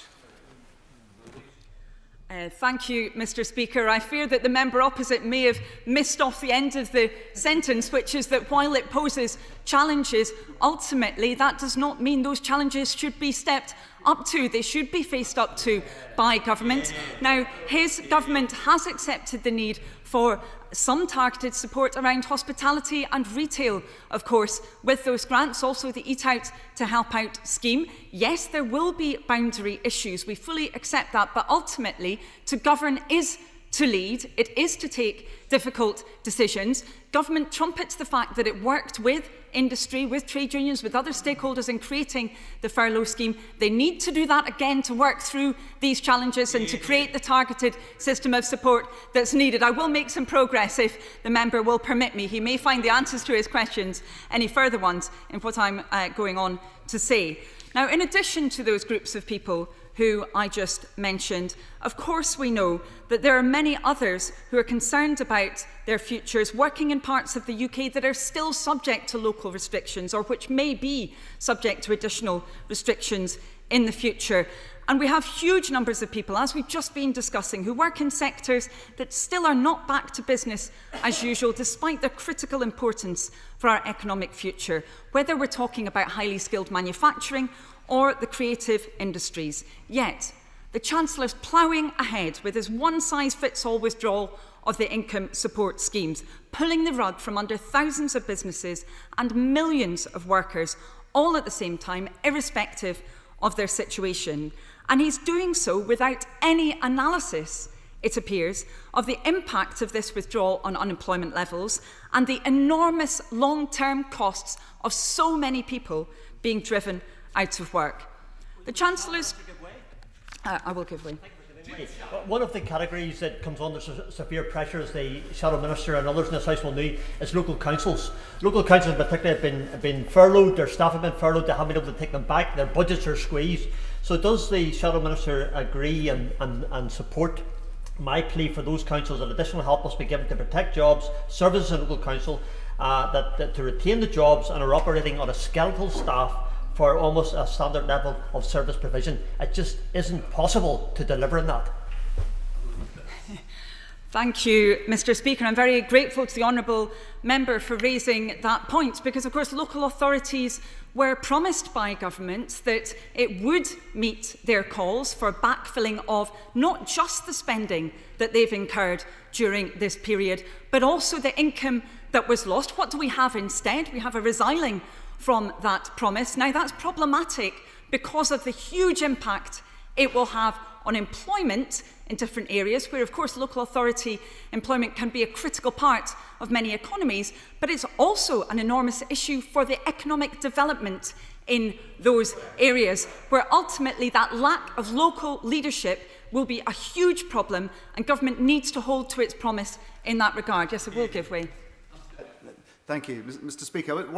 You say you want to extend the furlough scheme, but the key question is how long for? We're ending it at the end of October. Rishi Sunak said when he was going to announce it that actually it should be, if he did it in October, you say November. If it's November, then it's December. You want a sector-specific scheme, but when does it end? The end of the crisis is what some of your colleagues have said. Is that when the virus is eradicated? What's the solution? Thank you, Mr. Speaker. With all due respect to the member opposite, he may have missed what I said. We believe government needs to be sitting down, talking to exactly those stakeholders that it trumpets so much it worked with when it created the furlough scheme, so that it can provide that system of support that's necessary to protect jobs, to protect our economic capacity. And as I have said time and time again, we do not believe that a continuation of the furlough scheme precisely as it stands now is what is required. We need a targeted wage support scheme, which, as I will go on to mention, is exactly the approach being taken by huge numbers of other countries, but which this government is turning its face against. I will make some progress because I'm aware so many want to speak on this critical subject. Now, for some businesses and staff well on their way back to normal, it's absolutely right and proper that wage support ends. As I said, we are not arguing for a continuation of that furlough scheme exactly as it stands across every sector of the economy. But for others, often in sectors crucial to our country's economic future, additional targeted support could be the difference between survival and going under. Now, the Chancellor says he won't pick winners, but the necessary public health measures his government has enacted have created losers. Across the economy as a whole, around 1 in 10 workers are still furloughed. For the transport sector, it's closer to 1 in 5. For arts and entertainment, it's 1 in 2. Yet, the Chancellor is stubbornly insisting on treating every part of the economy as if it's in exactly the same situation, and in doing so, putting the recovery and millions of people's livelihoods at risk. A targeted extension of government wage support to enable short hours working does not mean extending support for everyone forever. It means targeting it to where it's needed most. To the sectors of, with respect, I will not give way, as I have many times, and I'm aware of the pressure of so many members wishing to participate in this debate. We need support that's targeted to the sectors of our economy that have been the hardest hit by the virus, but that are critical to our country's economic future. To areas of the country that are subject to local restrictions because of this government's failure to get a proper grip on the health crisis. To businesses that would be viable in ordinary times, employing people doing jobs they love, who just need a little more help to get through this crisis. People like those I spoke to in North Wales, working in advanced manufacturing over the summer. They don't want a permanent handout from government, just more support while the economy is still in dire straits to help them get back on their feet. Without that support now, jobs like theirs will take years to come back, and jobs in the supply chain linked to their plant will vanish too, and with them, the economic prospects for their communities. I called on the Chancellor to be more flexible in this House 2 months ago when he gave his summer economic statement. What did we get instead? A panicked handout of £1,000 bonuses to any business anywhere that brought back a furloughed employee. That's too much public money to dole out to a business that was going to bring back workers anyway. The Chancellor allocated £9.4 billion for that bonus scheme. Just imagine how much more effectively that money could be spent if only he'd thought flexibly about how to respond to the crisis. Imagine how many of those at-risk jobs could be saved. The economic reality simply does not support the approach the Chancellor is taking. He should have the courage to recognise that and change course. Now, the Chancellor may not wish to take our word for it that a targeted, flexible form of wage support is the right way to go, but he could at least be persuaded by the examples of other countries, like Germany and France, which have each extended their schemes to last for 2 years, or the Netherlands, which has extended its scheme for another 9 months, or Australia and Ireland, both of which have committed to support furloughed workers until March of next year. And of course, in our own United Kingdom, the devolved governments have called for targeted wage support to be continued, not snatched away at the same pace across all sectors of our economy.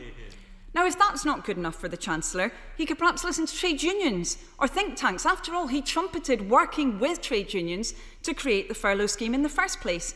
He could listen to the TUC, which has proposed a job retention and upskilling scheme, or the IPPR, which has advocated a coronavirus work sharing scheme, or the Joseph Rowntree Foundation, which has suggested a COVID-19 job support scheme.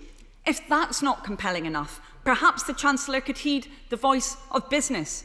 The British Chambers of Commerce have said that businesses across the UK are going to need further support to weather uncertainty over the coming months.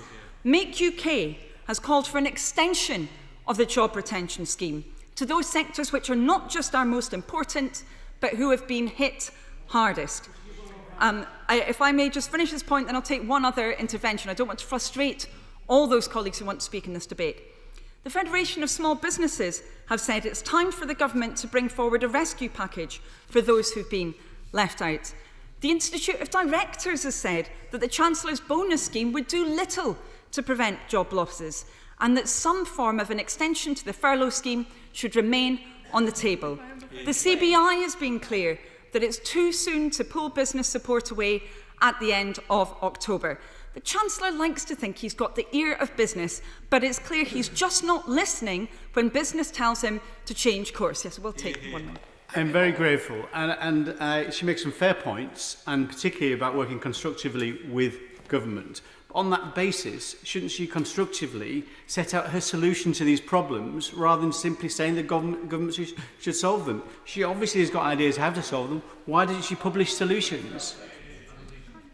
Thank you, Mr. Speaker. I would love it, frankly, if the Chancellor and his team wished to open talks with the opposition, with business, with trade unions, looking at the different options which I've just set out. And I do regret, I know that the honourable member is one who does look at detail. I've just set out a variety of different models which have been set out by both by business, by trade unions, by think tanks. We want to work with government on this. If he's signalling from his point of view that he wants that discussion to happen, I really hope that his front bench colleagues will take that invitation up as well. Because, you know, it's not just this member who wishes to have that discussion with his front bench. I note that there are huge numbers of speakers on the other side who wish to participate in this debate, and I'm keen to hear their thoughts on this because some of their colleagues have already pronounced on it, of course, Mr. Speaker. The member for Preseli Pembrokeshire has said there should be targeted extensions to the furlough scheme beyond October. The member for Harborough has said he can see the case for it too. How many more members on the benches opposite are worried privately about the impact on their constituents of this Chancellor pushing stubbornly ahead with his plan to take support away from everyone all at once? I'll take one final intervention. I'm really grateful to my humble friend giving way. I recall the Chancellor saying he would do whatever it takes. And when you look at the hospitality and tourism sector, a quarter of jobs in my constituency, they are now entering their third winter in a row, as they put it. Shouldn't targeted support be put towards that sector too? Yeah. Thank you, Mr. Speaker. I'm very grateful to my honourable friend who, of course, has been such a champion for those jobs in York and indeed across the country. And I would say back to her exactly what businesses in tourism have been saying to me right across the UK when I've spoken to them. They don't want a handout. They just want a fair chance. If they end up having to close their businesses, if they end up having to lay off staff, it will take a very long time to build those businesses back up again. The government should be listening to them. And they should be listening, indeed, as I said, to those members on the government benches who are concerned about this withdrawal. More than 500,000 at-risk jobs belong to people living in the constituencies of the Chancellor's newest colleagues on the benches opposite. Over 18,000 in Burton, more than 20,000 in Watford, in excess of 21,000 in Milton Keynes North. But so far, the Chancellor isn't listening. Of course, he hasn't come here today to hear what members have to say about the very real fears of their constituents. We haven't heard him in this House since the summer recess, despite the fact our country is in the grips of a jobs crisis. Mr. Speaker, the Labour Party, trade unions, think tanks, business, even his own backbenchers can all see that what this government's doing will make our jobs crisis worse and lead to untold misery for millions of people, as well as reducing our economic capacity for the future. We're all sounding the alarm. The question is, what will it take for this government to listen? Can I now call upon Stephen Bartley, the Chief Secretary, to reply? The question is, as on the order paper. Thank you, Mr. Speaker. I beg to move the amendment in the Prime Minister's name on the order paper. The House needs no reminding of the scale of the economic challenge facing our country. Recent GDP figures confirm that we have entered an acute recession on a speed and scale we've never seen before. An economic crisis on this scale means, whatever the government does, that jobs will be lost, businesses will close, and as the Chancellor said last month, hard times are here. So we should not underestimate the challenge ahead, but neither should we underestimate the government's resolve or that of the British people. From the outset of this pandemic, the government has acted decisively to protect people's livelihoods with one of the most generous and comprehensive packages of support anywhere in the world. We are doing everything we can to recover our economy, support businesses, and give everyone the opportunity of good and secure work. Our economic response is moving through a careful, coordinated plan. in 3 phases. Firstly, the immediate response, starting with the budget in March. Secondly, the specific plan for jobs, announced in July, protecting, creating and supporting jobs. And thirdly, to rebuild, on which we will say more in the autumn budget and at the comprehensive spending review. Just a minute. And let me take this opportunity to thank the many people, businesses and other organisations, including members from across all sides of the House, who have brought forward ideas and suggestions to help us shape that plan. Of course, I give way. Thank the Minister for giving way and put on record thanks for all the government has done for the schemes that have helped many of my constituents. But one of the things to make this work needs the cooperation and the help of the banks. So can I ask the Minister if the Minister be able to give consideration to extending freezes on cards and loans in order for businesses, especially those in the retail and the hospitality sectors. Discussions with the banks and the credit card companies are critical to help those companies get over the line and extend the period they need to help recover. Well, as the Honourable Gentleman will know, my Honourable friend, the Economic Secretary of the Treasury, has very regular discussions with the financial institutions, and I know he will have heard the concerns that the Honourable Gentleman has set out, and will be happy to take those forward in terms of how those banks respond. But we've seen with some of the other measures that the government has taken, the recognition, whether it's on mortgage holidays, for example, that there has been a response to concerns that we have experienced through our constituents. I'll take one more and then I'll make some progress. Very grateful to the Chief Secretary for giving way. Haribo in Pontefract have announced they're consulting on over 200 redundancies and also proposing to move some of their production back to Germany. This is devastating for the hard-working workforce. Will he urge Haribo to work with the GMB trade union and with Wakefield Council to look at alternative plans to prevent huge job losses in the middle of a recession? And will the government stand ready to help them do so? Does he accept that manufacturing industry needs support if we are to prevent deeply damaging mass redundancies? Secretary. Well, I absolutely share the concern that the Right Honourable Lady has set out, and I know through previous conversations I've had in previous roles how much she advocates for her constituency, and I support the business engaging with her, the council, the trade unions and others in doing that. And I will come on to a number of the measures that the government has taken and some further measures that we will take in response of our wider support package to the business community. But that should be set really in the context of the 3-phase approach. And in the first phase of this crisis, the government took measures to halt the spread of the disease, and that included protecting our public services with over £49 billion of funding for the NHS, schools, local authorities and other frontline services. The Chancellor said, Mr. Speaker, that he would do whatever is needed to support our NHS, and that is what he has delivered. Our plan supported people, with the furlough scheme supporting nearly 10 million jobs that might otherwise have been lost.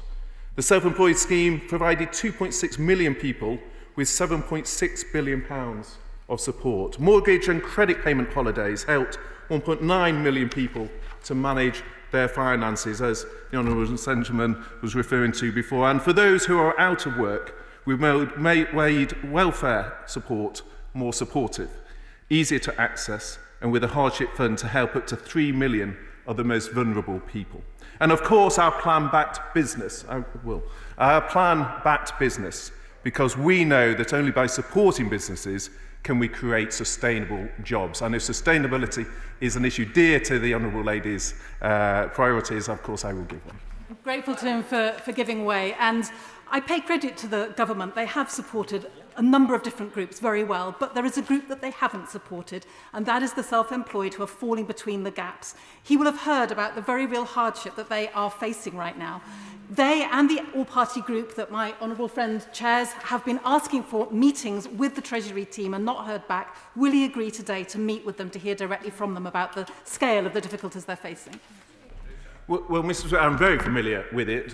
We covered it in my appearance some months ago before the Treasury Select Committee. The Chancellor has repeatedly addressed issues on it. You will know, in fact, the Shadow Chancellor referred to part of the concerns. There was discussion in the media just yesterday around concerns around fraud on other government schemes, and part of the challenge in terms of the constraints on that was the concern with the level of fraud. So we have already set out the government's position on that, so I don't think there is further to add in respect of that, but those concerns have been well articulated. I'll just make some progress, Mr. Speaker. So what we have done in addition to support business is we have provided nearly £40 billion of support through the tax system across tax cuts, tax deferrals and time to pay. We provided direct cash grants of £10,000 and £25,000 for small businesses, and an extensive range of loan programmes, including dedicated investment for innovative tech firms through our Future Fund, the 100% government guaranteed loans for the smallest businesses through the bounce back loans.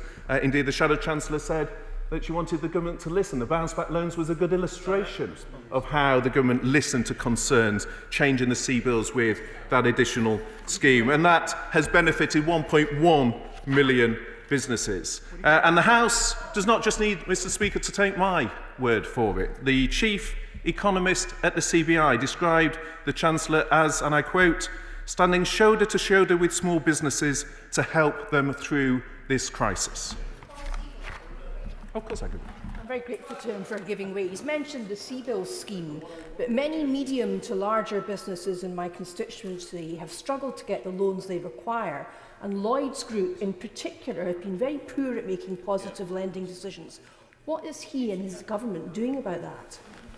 I'll give a very clear and direct answer to that, because I know my honourable friend, the Economic Secretary of the Treasury, together with UK Finance, has discussed the issues with not just with bounce back loans, with CBILS loans, with the larger business interruption loans. Those were targeted up to 200 million at that mid-tier of business that particularly impacts, and I know this from discussions with colleagues, a lot of the regional businesses in that mid-tier category that are particularly benefited. So the point of this is it's about the package of schemes that the government, but where there are individual constituency cases, then of course we're always happy to look at those, and UK Finance does a very good job in terms of its response.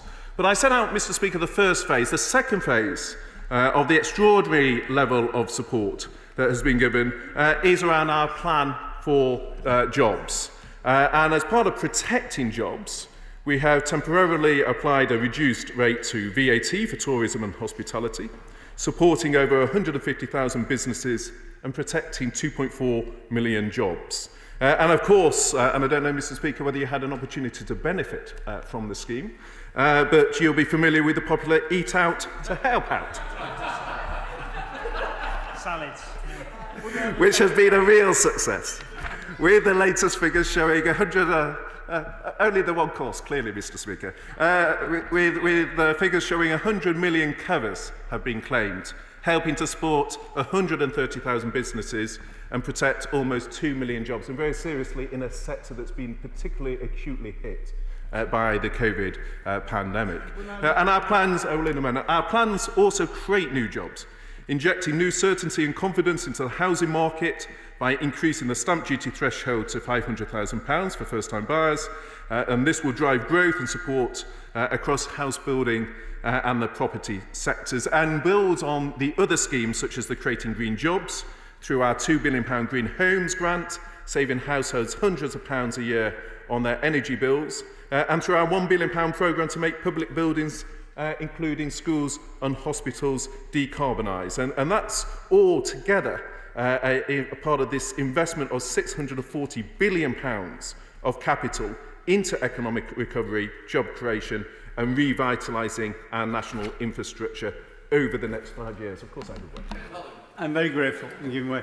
Earlier he pointed to the success of bounce-back loans, which no doubt have been a huge success. Of course, some of the businesses who took those loans will hit trouble in terms of making repayments. Will he support a programme of best practice across the banking sector to make sure those businesses have every chance of getting through this, perhaps with different payment plans? Well, my honourable friend raises an important point, and I know from other parliamentary campaigns he has been closely involved in how much he values best practice within the financial services sector. And as a former financial services minister, I share that objective, and that's why I'm so grateful to the work that my honourable friend has been doing around ensuring best practice is followed to address the specific issue that he brings before the House. But of course the best thing, Mr Speaker, for businesses and to enable those businesses that have required loans to pay that back is to get the economy as a whole motoring. And that is why we are redoubling our efforts to get on with that now, and it is why the Prime Minister announced £5 billion of capital investments will be brought forward as part of giving that boost to businesses so that they can indeed meet the requirements of those loans as they arise. So our plan supports jobs, it creates jobs, it protects jobs, and that supporting of jobs really is the third component of it. Of course, I can in a minute. And that includes the announcement on the £2 billion kickstart scheme that the Chancellor has set out, which will subsidise hundreds of thousands of high-quality jobs for unemployed young people, allowing young people to gain experience that will improve their chances of going on to find long and sustainable work. And we're also investing a total of £1.6 billion in scaling up employment support schemes, training and apprenticeships to help those of our constituents who indeed are looking for a job. Of course, I give way. Thank you, Mr Speaker. I'm grateful to the Chief Secretary for giving way. You'll be aware that companies like British Airways have used the furlough scheme to facilitate mass redundancy programmes for their staff, and in fact they've also implemented a firing and rehiring of their remaining 30,000 staff, often rehiring them on massively reduced wages. Does he think that's fair? Well, with exquisite timing, Mr Speaker, was just turning to the point he raises in terms of their use of furlough and the point that the Shadow Chancellor and others raised in terms of whether the furlough scheme should be extended. And I wanted to address head-on the concerns I've heard about that decision. Well, I'll give way, but I was just going to come on to answer the question. But the Chief Secretary is very gracious. This is possibly not the intervention he expects. Just return to furlough from my point of view one last time. When we get through all this, when we have time, we have peace and quiet, can I urge the Chief Secretary and the Chancellor to carry out some sort of audit of how the furlough actually worked? Because there have been newspaper stories of inappropriate furloughing of employees. And I think for any government of any colour, we need to get to the bottom of that when we have time to do so. Chief Secretary. Well, I'm grateful, Mr Speaker, having been Brexit Secretary over the previous year and Chief Secretary during the economic challenge we have, that he recognises we will come through this, as the Chancellor has set out, and we will come to a time where we can, I think, have that sort of look that he refers to in terms of how the schemes are there. But what it has done, as I referred to earlier, is protect so many jobs, up to 10 million jobs. But the question then raised by the Shadow Chancellor was the duration of that. And I understand those concerns. It has been one of the most difficult decisions the government has taken, but this is the right one. And I would remind the House of the extent of the support that we have offered. Firstly, the furlough is over 8 months already. It is one of the most generous schemes in the world, and we have been contributing at a higher rate of people's wages than in Spain. We are supporting a wider range of businesses than in New Zealand, and our scheme will run for twice as long as in Denmark. And I would also remind the House that our support for furloughed employees doesn't end in October. That was the suggestion in some of the interventions today, Mr Speaker. But the Chancellor's summer statement announced the new job retention bonus, which will pay employers £1,000 for every employee still in post by the end of January. For an average employee, that is a subsidy worth 20% of their salary, nearly double the amount of subsidy that a cut in employer national insurance would have provided, which I know some people have been calling for prior to the announcement from the Chancellor of the bonus. And I further remind the House that most people on furlough are employed by very small businesses, where £1,000 is a significant and welcome boost. But while we will continue to support furloughed employees through the job retention bonus, it is right that the main scheme itself comes to an end. We need to focus now on providing people with new opportunities rather than offering false hope that they'll always be able to return to the same job they had before. And it's in no one's long-term interest for the scheme to continue, least of all those trapped in a job that only exists because of the furlough scheme. For those calling for a new targeted or sector-based furlough, I would simply pose 3 questions that I have still not heard answered satisfactorily today. First, which sectors would you not provide support for? Secondly, what would you do about the supply chains of those sectors on furlough, which can reach across the whole economy? And third, most observers have accepted the furlough cannot last forever, so how long would you extend the furlough for? Without being able to answer those questions, any proposal for a sector-specific furlough cannot be seen as a serious proposal, but perhaps we have an answer to the 3 questions coming. I'll happily take the intervention. The Chief Secretary has been very generous, and I thank him for that. I don't have the answer. He'll be disappointed to hear. However, what I would ask him is this very simple point, that Germany, he will appreciate, have a much more advantageous scheme, which lasts up until 2022. It's been described by industry bodies in the automotive sector and elsewhere as giving them a competitive advantage. Does he agree with that? Well, the point I'd say is the German scheme sits within a very different landscape. It's not actually administered by the government. It's a very long-standing scheme. It's not been set up as a response to COVID specifically. And it needs to be seen, and I just gave some illustrations as where the UK measures on furlough stand internationally. It needs to be seen also as part of the wider package of support that the government has set out, on which again the UK package as a whole stands comprehensively as one of the best international schemes on offer. Given time, and I'm conscious there's a lot of speakers wanting to speak in the debate, it's also important that we note that providing such a comprehensive and decisive economic response has, in common with every advanced economy in the world, dramatically increased public borrowing and debt. Now, in the short run, that has been the right strategy so that we can protect jobs and incomes, support businesses and drive the recovery. Indeed, the OBR have said that if we hadn't provided this financial support, the situation would have been far worse. But over the medium term, it is clearly not sustainable to continue borrowing at these levels. Yes, clearly interest rates right now are at historic lows, which means our cost of borrowing is cheap. But with the government debt exceeding the size of the UK economy for the first time in more than 50 years, even small changes in interest rates would have a very big impact on our public finances.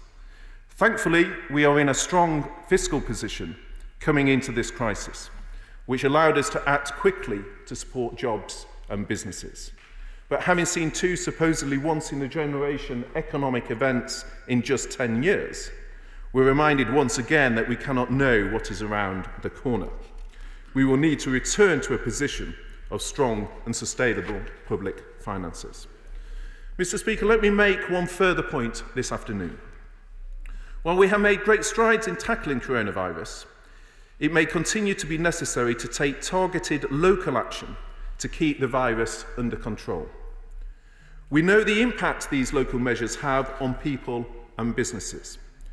Since the 1st of September, we have been trialling support for individuals in Blackburn with Darwin, Pendle and Oldham. Eligible individuals who test positive with the virus will receive £130 for their 10-day period of self-isolation, with higher payments of up to £182 for members of the household or other contacts who need to self-isolate. Today, I can announce further new measures to support businesses.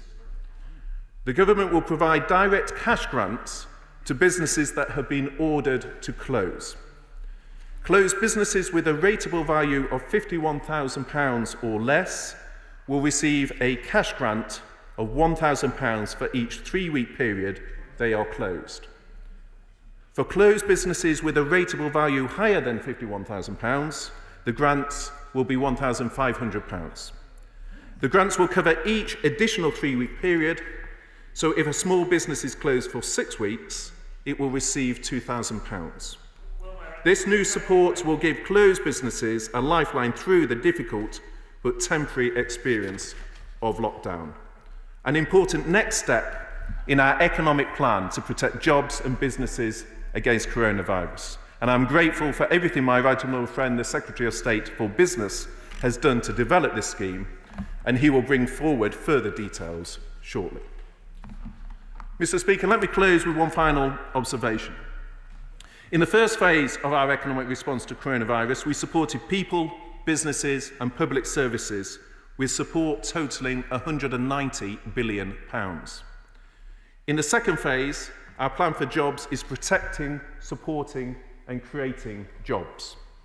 And as we enter the third phase, our economic policy will be driven not just by responding to the immediate crisis, but also by ensuring that we level up, spread opportunity, tackle climate change, and make sure our response to the pandemic is not just about recovery, but renewal. I commend, Mr. Speaker, the amendment to the House. The original question was as on the order paper, since when the amendment has been proposed as on the order paper. The question is, did the original words stand part of the question? We now come to SNP spokesperson Alison Thewlis. Thank you, Mr. Speaker. Mr. Speaker, people across these islands are going through the most difficult of times. In the past 6 months, people have lost loved ones. They've not been able to have the human contact we all need. They've struggled to keep themselves and their families going. Communities have pulled together admirably to help their neighbours. But businesses of all sizes have found it difficult, and an estimated 730,000 jobs have been lost so far. Ending the employment support schemes prematurely could cost 3 million jobs. The SNP fully support the motion being moved by the Labour Party today. On the 17th of March, the Chancellor made a promise in this House. He said he would do whatever it takes to support our economy through this crisis, and if the situation changed, he would not hesitate to take further action. Madam Deputy Speaker, on these benches, we welcome the Coronavirus Job Retention Scheme and the Self-Employment Support Scheme. The economics to create such schemes rest in the hands of the UK Government. This has nothing to do with the strength of the Union, it is merely a reflection of where these economic powers lie. The Scottish Government's programme for government shows that where we do have the powers, Scotland has an ambitious and comprehensive plan for sustainable economic recovery, and 71% of Scots now think that Holyrood should have the financial powers required to protect our economy. The Honourable Lady for giving way, because she did mention the SNP's programme for government. Does she therefore agree with an SNP Scottish Government advisor who said that the programme for government announced by Nicola Sturgeon lacks ambition for business and economic recovery in Scotland? I think what he ignores is that the Scottish Government do not have the full range of powers that we need to protect our economy, that only independence will give us, and he knows that that is the case. Madam Deputy Speaker, this is no ordinary economic downturn. The UK Government, on clear and urgent public health grounds, instructed and required many profitable, productive and sustainable firms to close. In sectors such as hospitality, events, tourism, aviation, culture and the arts, these limitations will remain for the foreseeable future. I will, of course. One of the things that hasn't been considered yet in this debate, Madam Deputy Speaker, is the issue of the proposals of a possible 4-day working week. Could I ask the Honourable Lady, is it something that she feels that may enable the economy to retain their position and get beyond the dark spots of January and February and March of next year? I think he makes a very good and well-considered point, and I think there are lots of opportunities that the Government hasn't considered of how we might manage to spread the limited and reducing jobs that we have around in order to keep people in employment. The FSB have noted that tourism and retail account for nearly 500,000 jobs in Scotland, many of these seasonal and rural, many of these now facing furlough winding down at the very time when business is at its quietest. As we see in local lockdowns like those in Leicester, Aberdeen and Greater Manchester, there's an urgent need to put in place more flexible and enduring support, exactly the type of further action the Chancellor promised he would take. And to take Aberdeen as an example, Aberdeen only managed to raise £232,000 via the Eat Out to Help Out scheme because of the local lockdown imposed in hospitality in Aberdeen. That compares to over £1 million in Glasgow and in Edinburgh each. So there is a need to look at the schemes that are in place and say, are they flexible enough when local lockdown happens? A further spike in further local restrictions seem absolutely inevitable too, so ending support now is incredibly short-sighted. Until the public health grounds for closure are removed, we on these benches believe that the UK Government has a clear responsibility to assist and support whatever it can. And the Chief Secretary mentioned some additional schemes at the very tail end of his remarks, but I would ask him to think very carefully, could he live on the money he proposes for those asked to self-isolate? Could he, if he ran a business, survive to pay wages and for stock and for rent and all the bills on the grants that he announced? He probably couldn't, and many businesses can't, and they will fold as a result without the support. The Chief Secretary talked about phases of this crisis, and Madam Deputy Speaker, the coronavirus is not done with us yet. Life is not going back to normal anytime soon. The British Chambers of Commerce quarterly recruitment outlook revealed that 29% of firms expect to access jobs over the third quarter, a record high. At the same time, new job opportunities are also depressed across almost all sectors, and this is reflected in various vacancy data. For example, the ONS Adzuna data shows online job vacancies for Scotland for the week to the 21st of August to be around half their 2019 average, down 49 percentage points. And the OBR has warned that UK unemployment could surpass the peaks of the 1980s after weaker than expected economic growth. The Chancellor and his team in the Treasury have a duty to prevent this kind of economic scarring. The devastation of the 1980s still haunts many communities, and I urge them not to gamble with the life chances of the people that we are here to represent. Would the member give way? I will. Madam Deputy Speaker, I thank the honourable member for giving way. I give credit where it's due to the government. The assistance that's been afforded to the tourism industry has saved it in my constituency, which relies hugely on tourism. God forbid that the second spike gets worse than it is at the moment. But if it does, and we have to close things down again, frankly, that will ruin some of the businesses permanently. So can I make a plea to both the Scottish Government and Her Majesty's Government in Westminster to work as closely as possible together? I hope this eventuality doesn't happen, but if it does, we're going to need to, all of us, get our shoulder to the wheel. He's absolutely correct in the point that he makes. A second spike does not seem to be on the government's agenda, and it should be. The things that were put in place at speed, in haste. The government should be learning from this, should be preparing for that second spike now. And I would be incredibly grateful at some point if one of the ministers coming to answer today would confirm that they are doing that, because it is absolutely necessary. We can't ignore this risk of a second spike as we look at the figures creeping up in recent days. Madam Deputy Speaker, the IPPR has said that the furlough will lead to employment not seen since the Great Depression of the 1930s, with the loss of 3 million jobs, with 2 million of these being viable in the longer term if this scheme were continued. The furlough scheme should be continued for at least 2 years, or as long as we need it. Perhaps we will not need it for 2 years. That would be a good eventuality, as is being done in Germany and France. Independent Ireland is keeping their scheme going for a year, and no employee or employer should be forced to decide between their health and their income. The self-employment support scheme should also have been continued. In addition, as a basic temporary income scheme should have been introduced to protect anyone falling through the gaps in support. There is still time for the Treasury to step in and make this commitment, because the lack of parity between those and the different schemes is completely unjustifiable. I remain deeply disappointed that the recommendations of the Treasury Select Committee to address the gaps in support has not been taken up by the Treasury.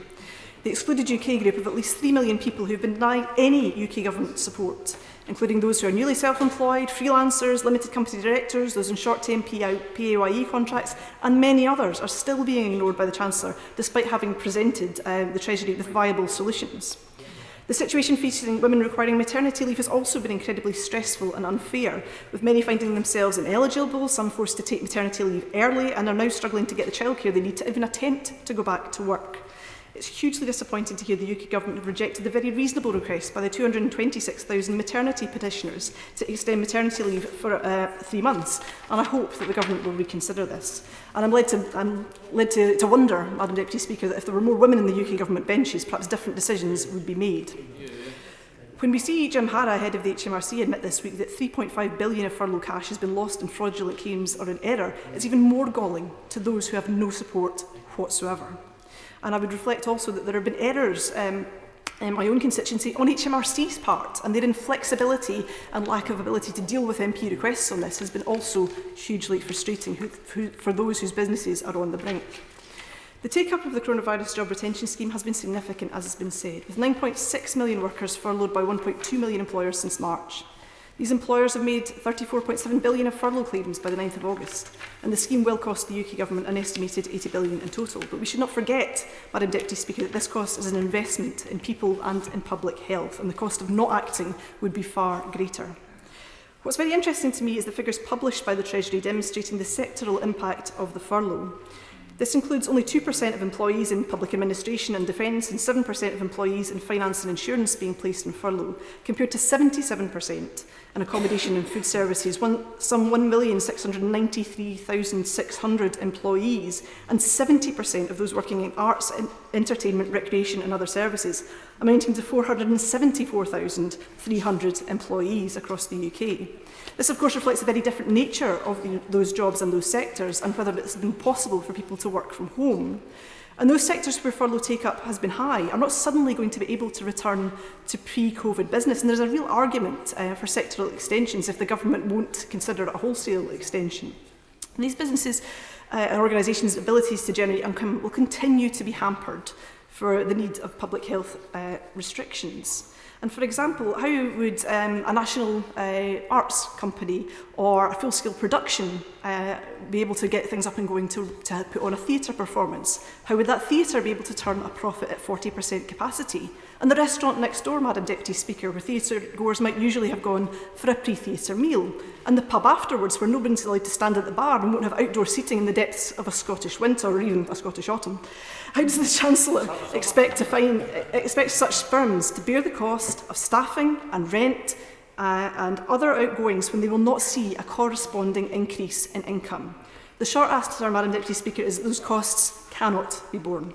The CBI's head, Dame Carolyn Fairbairn, is warning that it is too soon to pull business support away at the end of October. And the Fraser of Allender Scottish Business Monitor for Q2 2020 reported that 55% of businesses that have made use of the job retention scheme expect to decrease their staffing numbers when this scheme is phased out. On that point? Absolutely.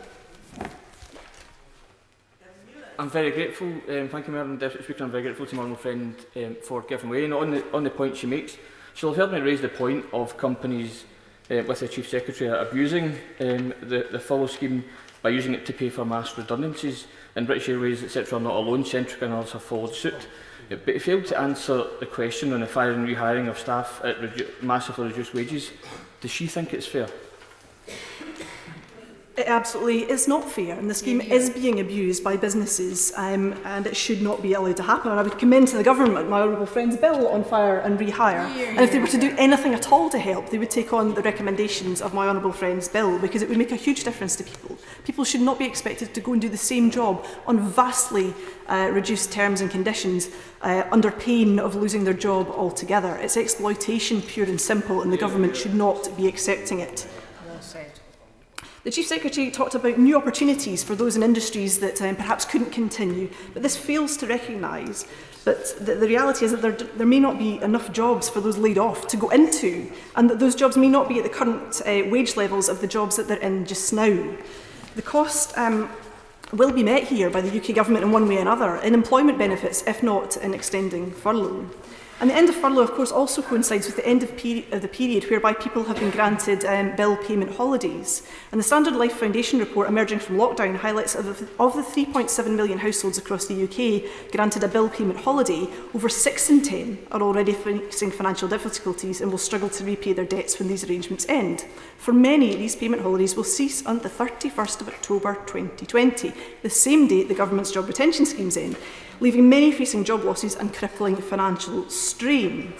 This effect could be absolutely devastating, Madam Deputy Speaker. People laid off because their employers can't afford to keep them on, debt mounting, among people already finding life very, very difficult. And the drop of income if they move on to universal credit, if indeed they are eligible for universal credit, which many people are not, will push many families over the brink. I fear the UK Government is not looking at the bigger picture in the choices that they are making.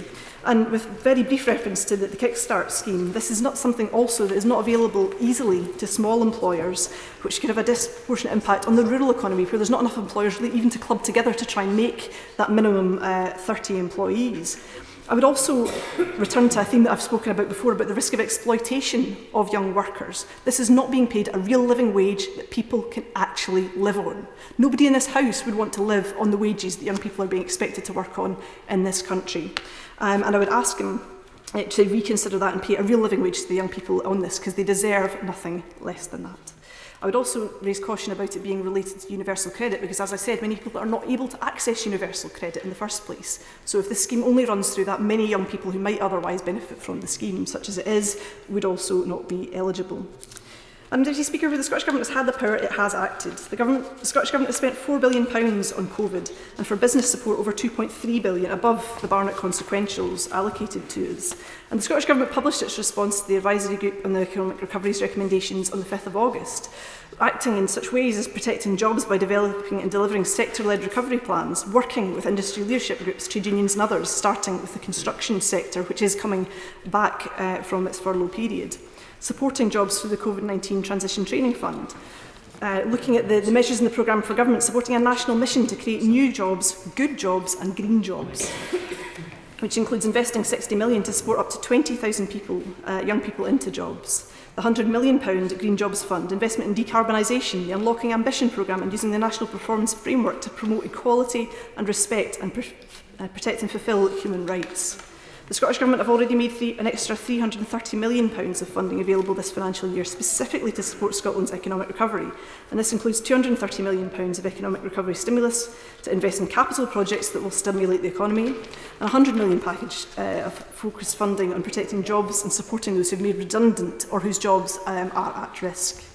And Deputy Speaker, I would dearly love the Scottish Government to do more, given the scale of this crisis, but the Scottish Government's hands are tied. The Fraser Calendar is clear. The Scottish Government can borrow up to £450 million per annum for capital investment on a cap of £3 billion.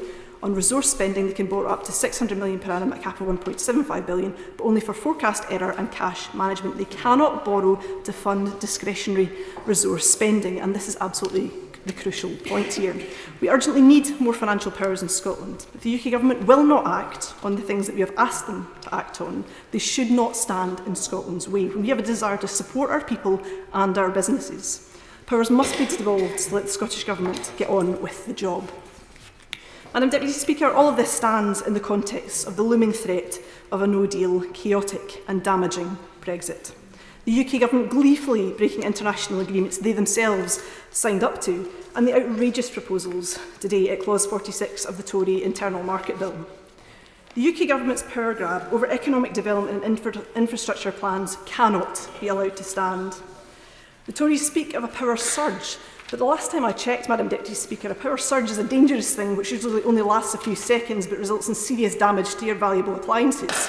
So for once the Tories might be telling the truth when they say that's what's coming to Scotland under their plans. Westminster and the Tories cannot be trusted with our economy. This today is not whatever it takes. Winding up the furlough scheme and allowing so many people to fall through the support net will cause lasting harm to so many people, businesses and the wider economy. We must have the full powers of a normal, independent country to meet the needs of our economy and, most importantly, of the people of Scotland. Hear, hear. Hear, hear. Thank you. It will be obvious to anyone who has looked at today's list that 90 backbenchers are hoping to participate. I have to intimate that it is unlikely that everybody will be called. Indeed, it is impossible. But I will leave it up to individual members to do their own arithmetic. But I'm afraid that I will have to impose an immediate time limit on backbench speeches of 3 minutes. Caroline Rooks. Thank you, Madam Deputy Speaker, and that might mean some of the niceties go out of the window. My right honourable friend, the Chief Secretary, is absolutely right to have identified the great long list of support that has gone to business, and I thank him for doing so because I now don't have to. I also welcome the presence on the front bench of my honourable friend, the Economic Secretary to the Treasury. I would like to pay particular tribute to him for the help he has given me with individual constituency cases, particularly, I note, with one small business and Lloyds Banking Group. The Honourable Lady has just left in time for me to make that point. I do want to put on the record some local perspective of where businesses in Romsey and Southampton North have had assistance. Over 10,000 jobs protected via the furlough scheme, £9.5 million to self-employed people, over £42 million of bounce-back loans and £17.5 million in business grants. Those are very significant figures. And the Borough Council has worked hand in hand with the government, reaching out to small businesses, making sure all those who are eligible applied and received assistance. We've had 47,000 meals eaten via Eat Out to Help Out, and could my right honourable friend pass on to the Chancellor the particular thanks to the lady I met in the Cromwell Arms in Romsey who wanted to talk about the lovely local lad that is, of course, my right honourable friend, the Chancellor. Turning to the issue of ongoing support for local businesses, I was pleased to hear this week from Simon Parks of Illuminate, a Romsey-based business making advanced lighting systems for the automotive industry. He's looking to recruit between 3 and 5 new employees, young employees, as soon as possible, and keen to make the Kickstart scheme work, not just for his business, but to benefit those unemployed young people. Both he and the local council are working together with the LEP to bring together the minimum number of 30 needed so that more local businesses will be able to benefit. And it's great to see the real determination to make schemes work, to get young people into real jobs that will then enable his business, even in difficult economic times, to thrive and grow. I commend the support that has gone to hospitality. We know it is a sector which employs many young people and indeed many women, an interest that I have particularly. I pay tribute to the 4 Horseshoes in nursing, which is continuing the scheme on its own terms, and I know across the country many are doing the same. But it would be remiss of me not to return to a sector which I have raised many times in this House and will continue to champion. The beauty industry employs over 370,000 people, over 90% of whom are women. They have stayed locked down longer than other industries, and in some parts of the country they remain locked down. So I welcome the grants that my right honourable friend has mentioned. And the Green Home Scheme. I think it's a great scheme, one which can provide energy efficiency and jobs, but please can we make it as wide as possible so companies like Kelder Technology in my constituency, which makes showers, can also benefit from it, reducing energy costs through water heating costs. And finally, the events industry. My right honourable friend, the Chancellor, is working really hard to rebalance the economy, but these are small businesses who in turn, if allowed to thrive, will be paying tax in years to come, enabling us to rebalance the economy. Darren Jones. Thank you, Madam Deputy Speaker. My simple request of ministers today is that they summon the confidence to target support where it is needed most. And the Chief Secretary said today to the House that he wouldn't do this because there were a number of questions that need answering. I may be old-fashioned, and I hope he listens as he leaves the chamber, but I'm sure it's for ministers to answer the questions, not to sit back and wait for others to do their homework for them. And if the Chief Secretary isn't willing to provide sector-specific support, perhaps he could set out at the dispatch box why he's not willing to do that, as opposed to posing questions to members in this House and deflecting from the call to arm. Now, supporting the industrial foundations needed for our recovery and our future growth is not just right in terms of industrial policy, but it is right too in terms of spending taxpayers' money. The government is understandably borrowing significant amounts of money, but it must spend every pound prudently. Wasting a few billion here and wasting a few billion there is not acceptable when there are so many jobs and businesses on the line. Now, ministers today might refer to the HMRC report that 3.5 billion has estimated to have been fraudulently claimed from the furlough scheme. But this is the obvious pitfall of an open-to-all scheme. Bespoke packages of support to strategically important sectors would be negotiated directly with those businesses, with the due diligence and the obligations that come with that. I hope that ministers too will have the sophistication to distinguish between support for strategically important sectors, important for the foundations of our economy and our future growth, but also the vast number of jobs in the broader economy that fit around them. If strategically important sectors can't reopen or get back to work, the knock-on effect for bus drivers, security guards, coffee shops and the like, as well as the hospitality, creative and tourist sectors which rely on workers having money to spend, is clearly significant. I have confidence that the government is able to meet these challenges. And that means, in addition to sector-specific support, including for those sectors that will take longer to reopen, 2 things. Firstly, ensuring that we have an adequate test and trace system that gives employers, workers and unions the confidence to return to the workplace. This is not working, and getting it right is crucial in retaining jobs in the economy. Secondly, we need the Chancellor to bring forward a fiscal investment in people, as well as a fiscal investment in infrastructure, with proper redundancy support services attached to skills and training opportunities in every part of the country. British businesses are up for that challenge, Madam Deputy Speaker, from bringing forward R&D projects and decarbonising to pulling together in the national interest. This pandemic has shown the powerful partnership that can be formed between government, businesses, workers and unions during times of crisis. We should try to hold on to that collective endeavour as we seek to recover and build the British economy. But to do so, it requires ministers to step up to that challenge, to answer the questions that are being posed of it, and to take the necessary action to protect jobs and businesses across the whole of this country. Stephen Hammond. Thank you, Madam Deputy Speaker. And across the House today, we've heard recognition of the extraordinary support the government has put in place for the economy and British businesses.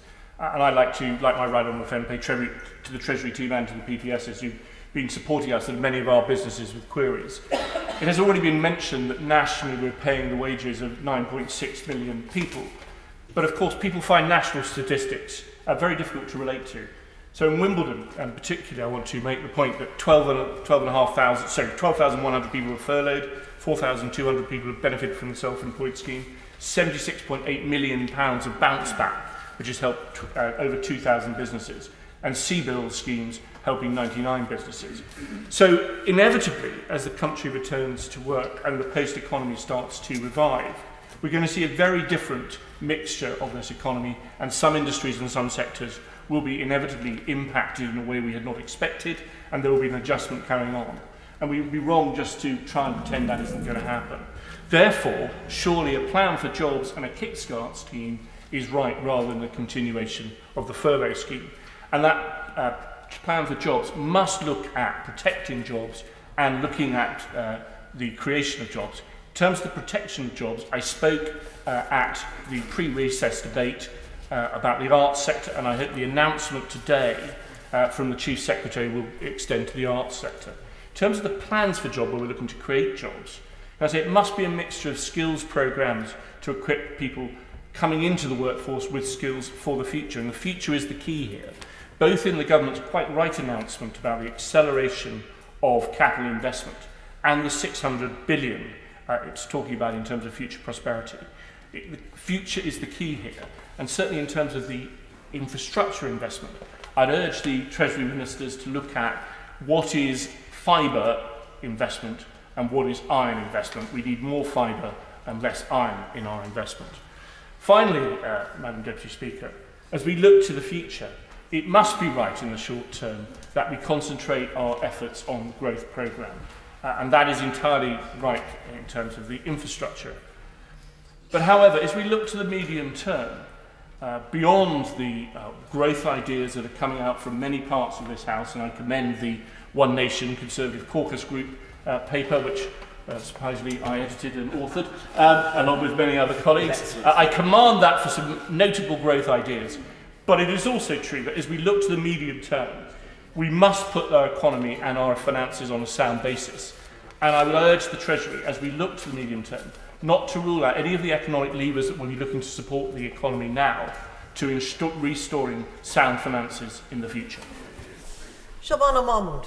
Thank you, Madam Deputy Speaker. In my constituency of Birmingham Ladywood, up to 8,600 jobs are at risk if the Chancellor presses ahead with the removal of the furlough scheme and the self-employed income support scheme in October without changing course and adopting a targeted continuation of both of these schemes for sectors which have been particularly hard hit. My constituency already has one of the highest unemployment rates in the country. That was before the pandemic hit, and my fear is that if many of these jobs of those who are currently on wage support schemes go, then my area and my city will take much longer to recover than other parts of the country. I just want to make the case for the arts and entertainment sector. I know that many are making cases for different sectors here in the House today. There are 60,000 jobs in the arts and entertainment sector in the region, in my region of the West Midlands, and Birmingham is at the heart of many of those jobs. My constituency encompasses the whole of the city centre of my city, and is therefore home to many of the venues and therefore the jobs in this sector, which is therefore absolutely crucial to my area and the social, cultural and economic life of Birmingham.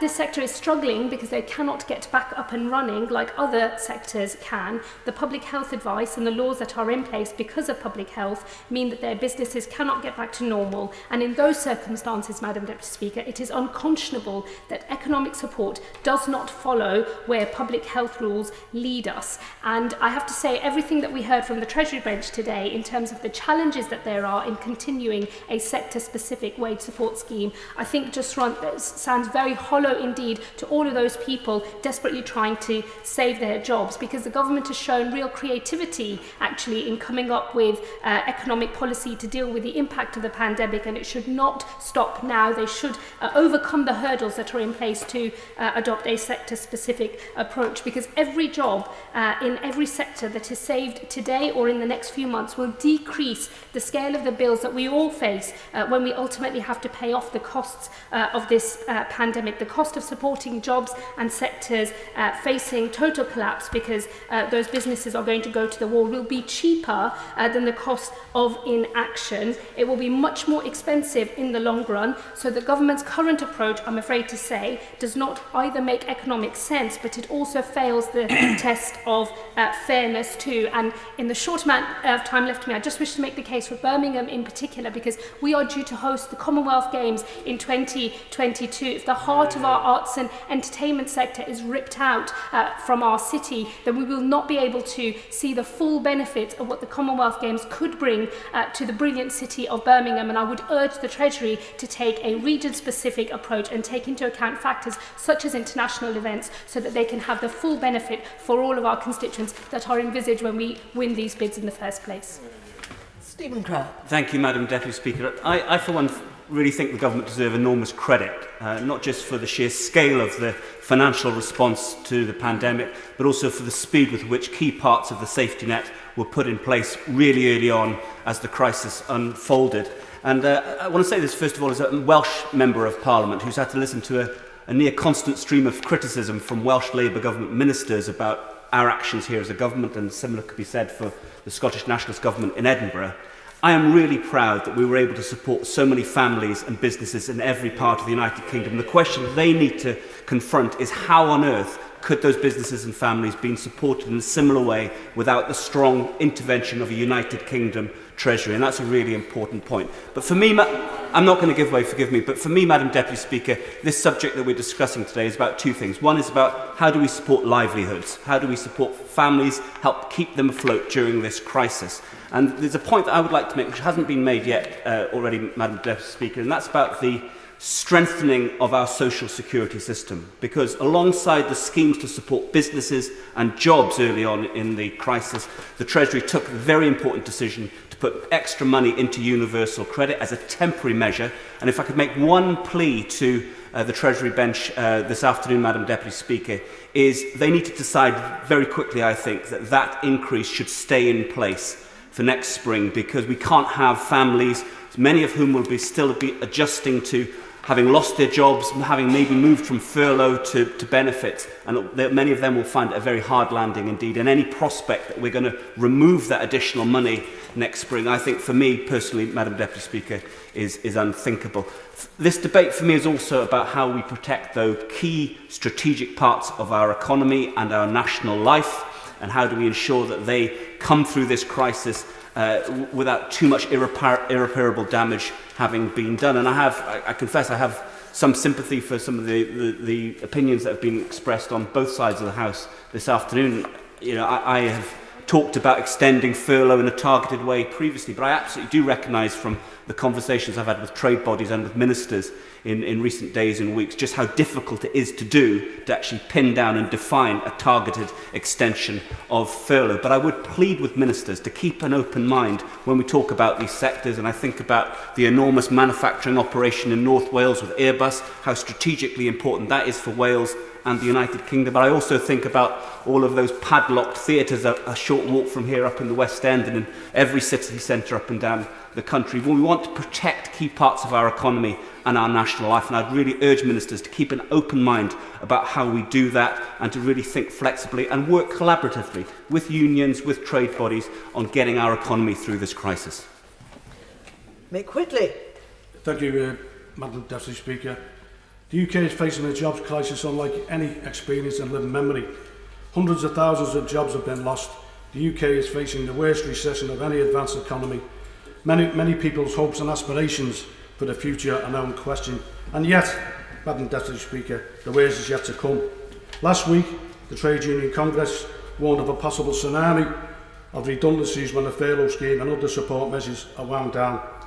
The Office for Budget Responsibility has similarly warned that by 2021, unemployment could rise to 3.5 million, just over 10% of the UK total workforce. This job crisis has been keenly felt in almost every part of our economy, from aerospace to retail to the creative industries. In the short time available to me, however, I want to focus on the devastation that the UK manufacturer faces if the government doesn't urgently change course and extend the furlough scheme. I should first declare an interest. For 4 years I proudly served as the Regional Secretary of the United Union, of which I continue to be a member. In that role, I was privileged to represent tens of thousands of people working in the manufacturing sector, including over 20,000 workers in shipbuilding and aerospace. I know just how rare these well-paid, high-skilled jobs are in the modern economy. I know how much pride these workers find in their work, and I know how vital these jobs are to some of the most deprived and left-behind communities in our country.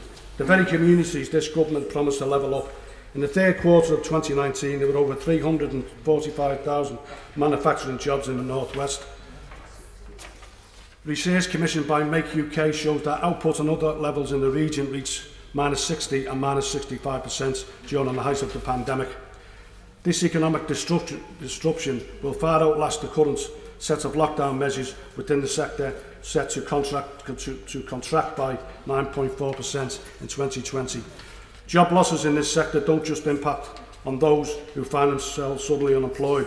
Perhaps for the first time in their lives, they also have a disproportionate and devastating impact on local economies.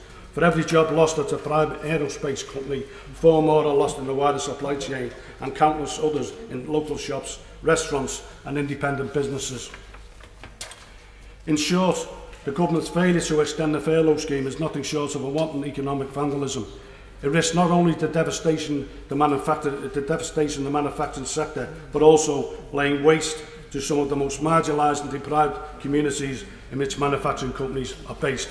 And with furlough schemes across Europe lasting until at least March 2021, it risks seriously undermining the competitiveness of British manufacturing at a time when it could not be more vital to our long economic prosperity. Peter Gibson. Thank you, Madam Deputy Speaker. I'm pleased to speak in this debate and place on the record my thanks to the Government for the incredible support that they have provided to my constituents in Darlington. The unprecedented challenges my constituents faced have been met with measures ensuring that they had the security of income for their family and their businesses were able to survive.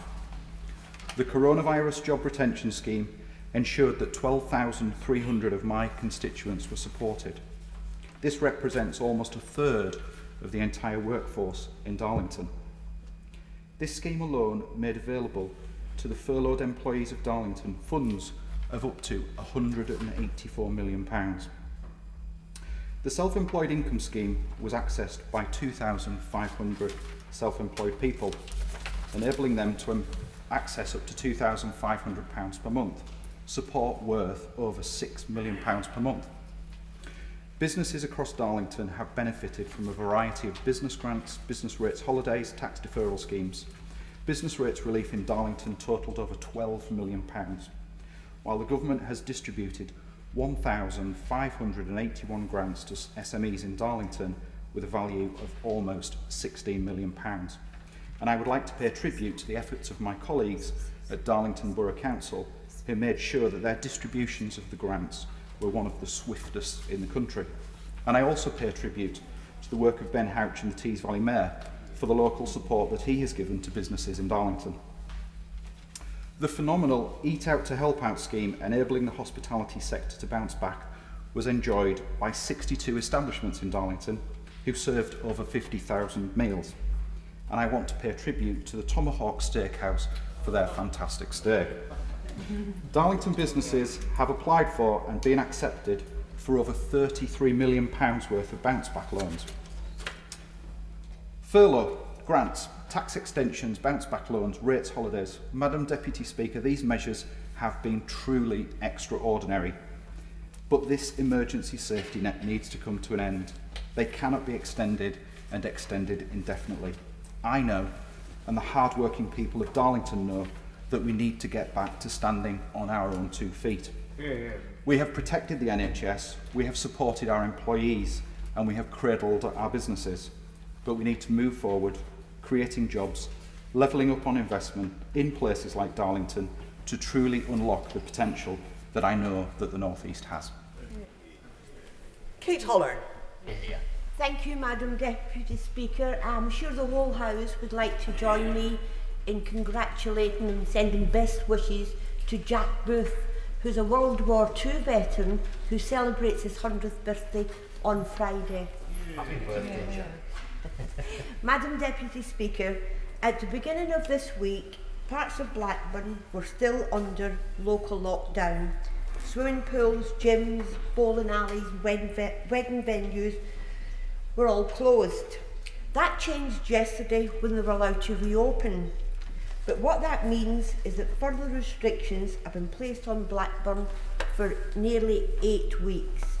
And the impact of the pandemic has taken its toll on local residents and businesses, and of course the council, which is predicting a 19.5 million deficit, despite the government saying they were to do whatever it takes.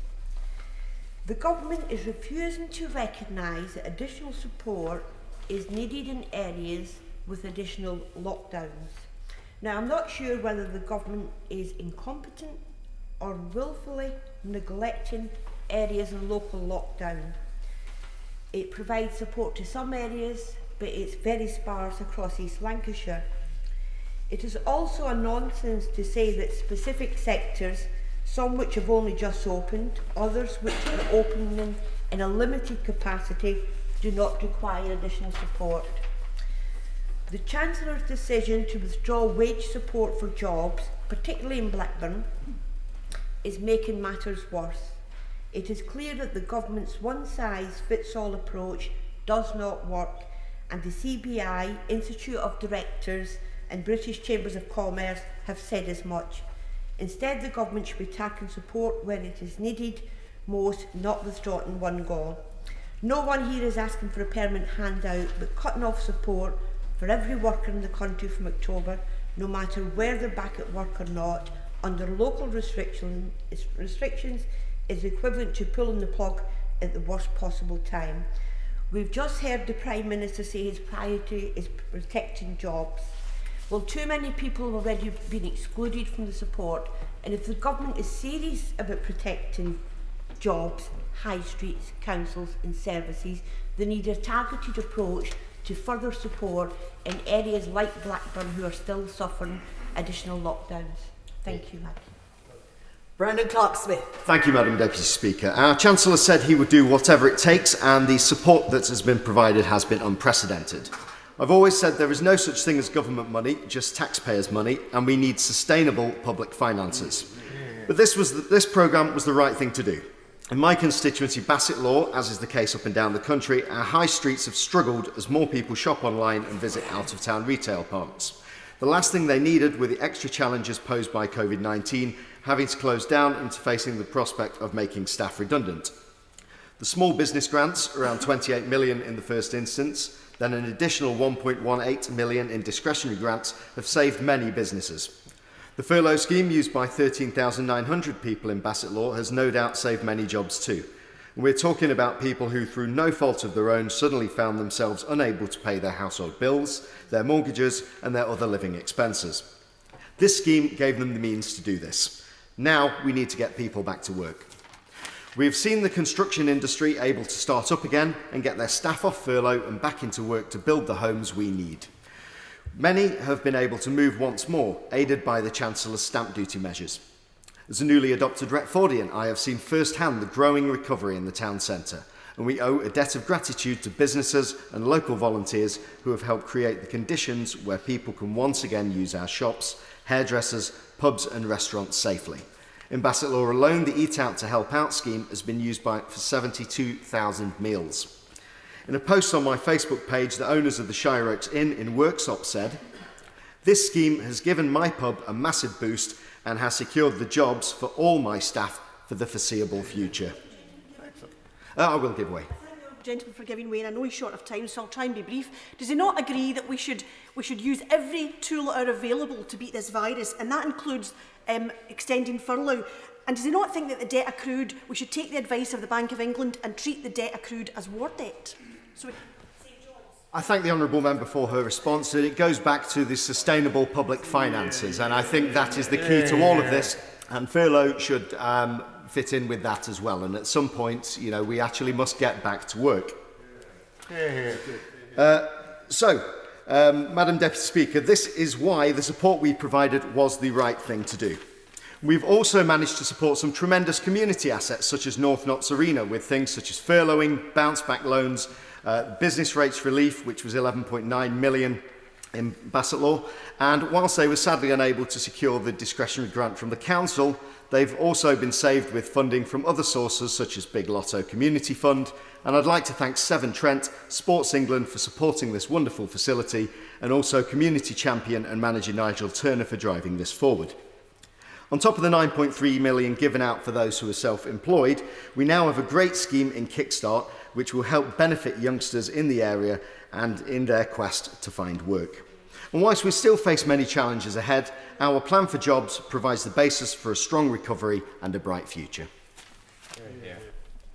Graham Morris. Thank you very much, Madam Deputy Speaker, and I would like to acknowledge the tremendous campaigning efforts made by members of Unite the Union, my own trade union as a Unite MP, who came down today from aerospace, from aviation, from manufacturing in a variety of sectors to express their concerns for their own jobs when the furlough scheme comes to an end.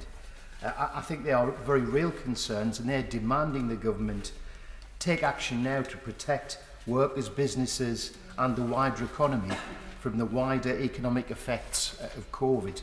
I do want to also speak, in the little bit of time that I've got, about the importance of sector-specific support.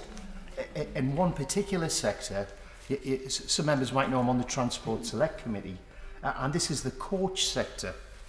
I want to thank T&M Travel, North East Coachways and Honk for Hope campaign for furnishing me with information for this debate today and for their efforts to campaign to safeguard the coach industry. I want to highlight to members EDM 851, the Honk for Hope campaign to protect jobs and businesses.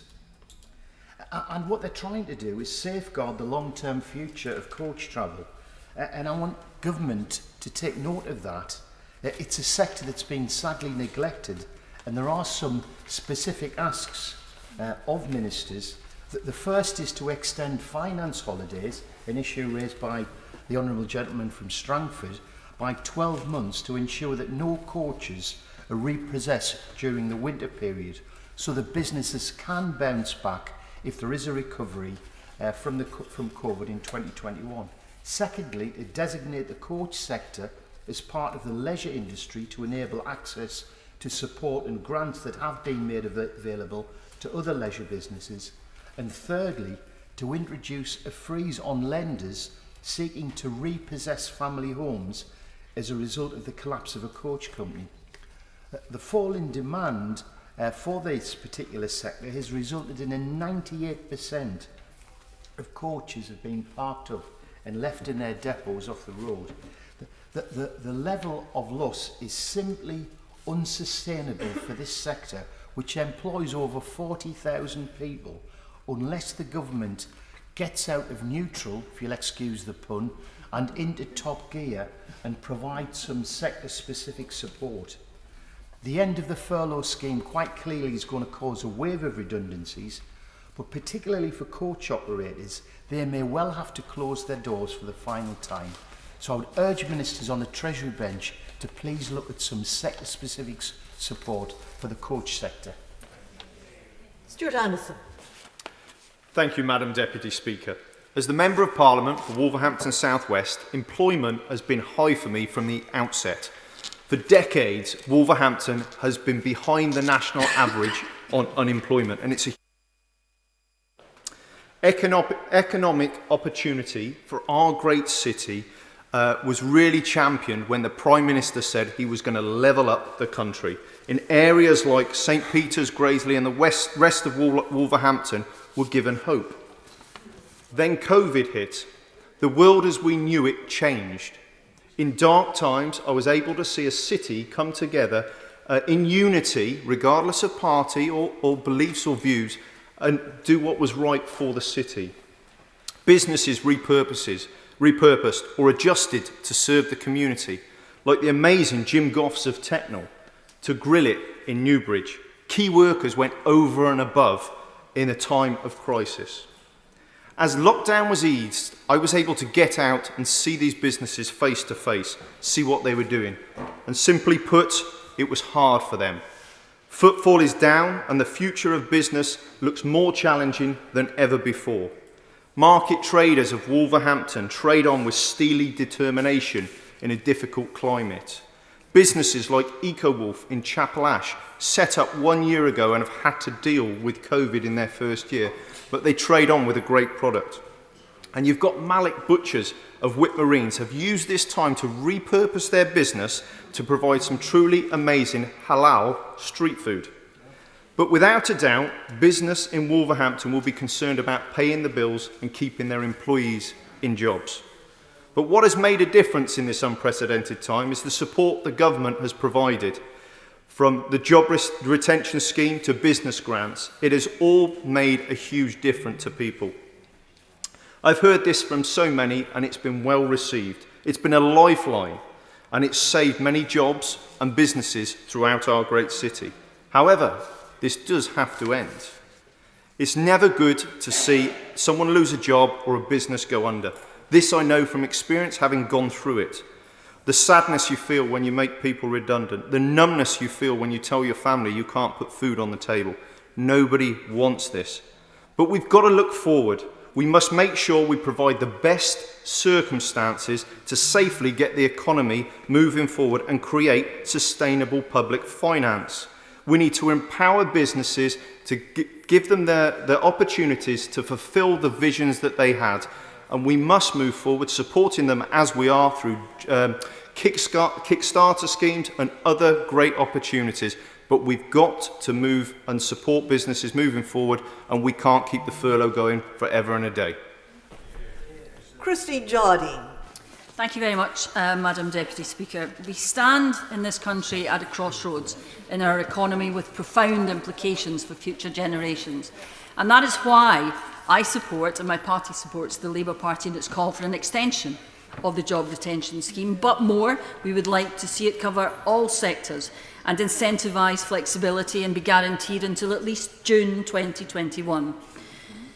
This is a scheme which the Liberal Democrats called for, campaigned for, and to give the government credit, has helped to stave off the worst economic impact of COVID-19. Almost 10 million jobs have been furloughed from March until June, and more than 6 million people still benefit. Yet it has massive flaws. Primarily, it doesn't help everyone. It has excluded more than 3 million people left without any financial support at all in this.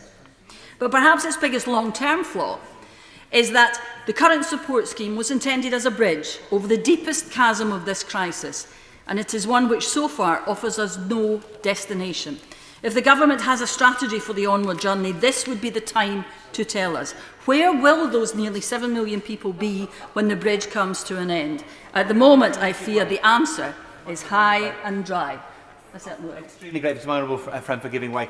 I'm particularly concerned about tourism. In the lakes and the dales, we had a very busy August, which was welcome, but of course most businesses couldn't operate at anywhere near capacity, therefore they couldn't turn a profit after the 1.6 billion they'd lost in the first part of the year. So I wonder if she agrees with me that there needs to be a special package to support hospitality and tourism, especially through these winter months before the new season kicks in next year. I thank my honourable friend for the excellent point he makes. I know myself from Edinburgh West the impact we have had through the loss of the festivals, and tourism is one of those sectors which will struggle.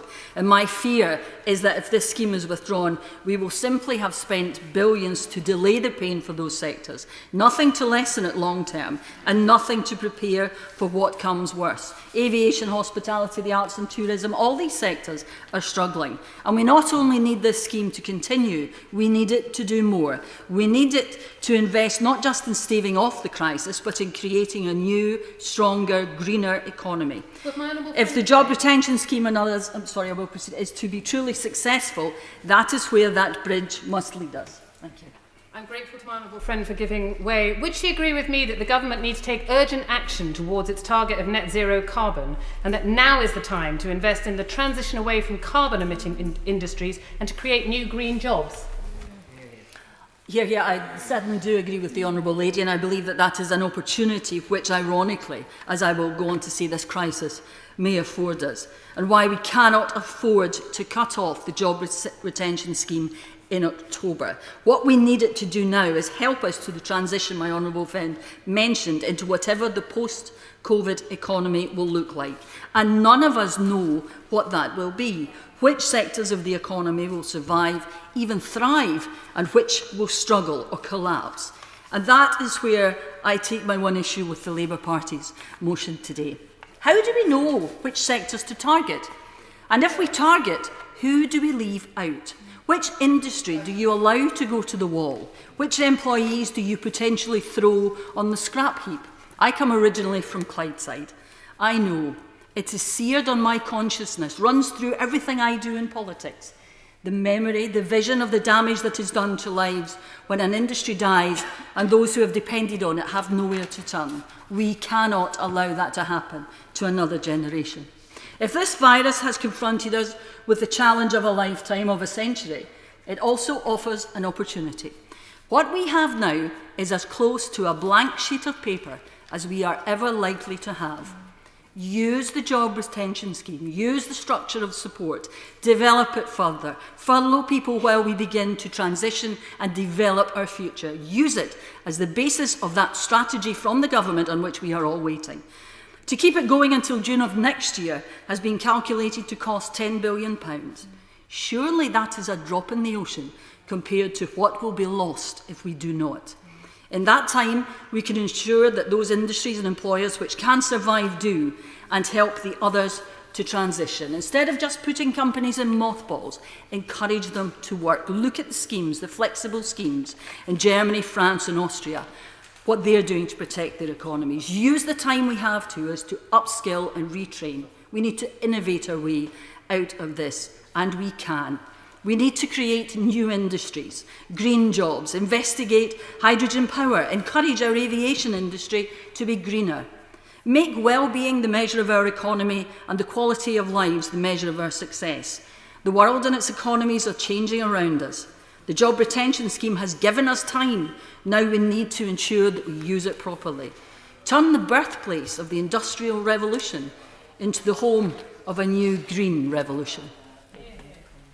Ruth Edwards. Thank you, Madam Deputy Speaker. I want to start by paying tribute to the businesses up and down the country who've done so much to protect us at this time. Businesses like Quotient Sciences in Rushcliffe, working day and night to develop coronavirus treatments. Like Ruddy Fine Gin in Ruddington, who converted their production line to make sanitizer and donated hundreds of bottles to vulnerable people. Or Chef in Lady Bay, which produces a range of fresh, healthy meals and has donated them to frontline NHS workers and the most vulnerable. I've always believed in supporting business because business supports our communities. That's why I'm so grateful to the Chancellor for the comprehensive response to the financial jeopardy many businesses found themselves in at the lockdown. I'm happy to give you. The furlough scheme is effectively credit to businesses. My grandparents used to call credit the land of Never Never Land. And so does the honourable member agree with me that unlike the opposition who live in Never Never Land and thrive on the delights of hindsight, this government takes its responsibilities seriously and wants to support people back to work. Well, I thank my honourable friend. I mean, the furlough scheme has done so much over the past few months for people in my constituency. In Rushcliffe, over 12,500 jobs have been protected by the coronavirus jobs retention scheme. Over 3,000 self-employed people have been claiming support through the self-employed earning support, and over £18 million in grants has been distributed to businesses in Rushcliffe. But she is right that we must have sound public finances and we cannot just carry on with support in this way forever. But contrary to the claims of the parties opposite, support for business and jobs is not ending in October. It is changing because we must be honest with ourselves and with the public about the future. Our economy is going to change. Coronavirus didn't just press pause on businesses, but it accelerated the big changes we are going to see in our economy, or when we were always going to see in our economy in the medium term. Through the adoption of new technologies like AI, data analytics and robotics, the fusion of our digital and physical worlds, changing the world of work as we know it, changing the mix of skills in the economy. Change is unsettling. It makes us anxious and fearful. But it also provides huge opportunities, and we must make sure that this opportunity is there for everyone. And the measures that the government is now taking as part of its plans for jobs will help to make sure that's the case.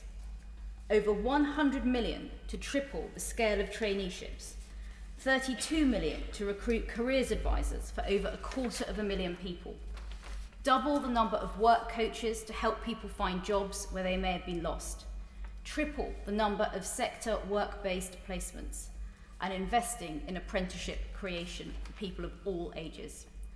This is what this government is and should be focused on, training people for the new economy and the new opportunities it will bring. Margaret Farry.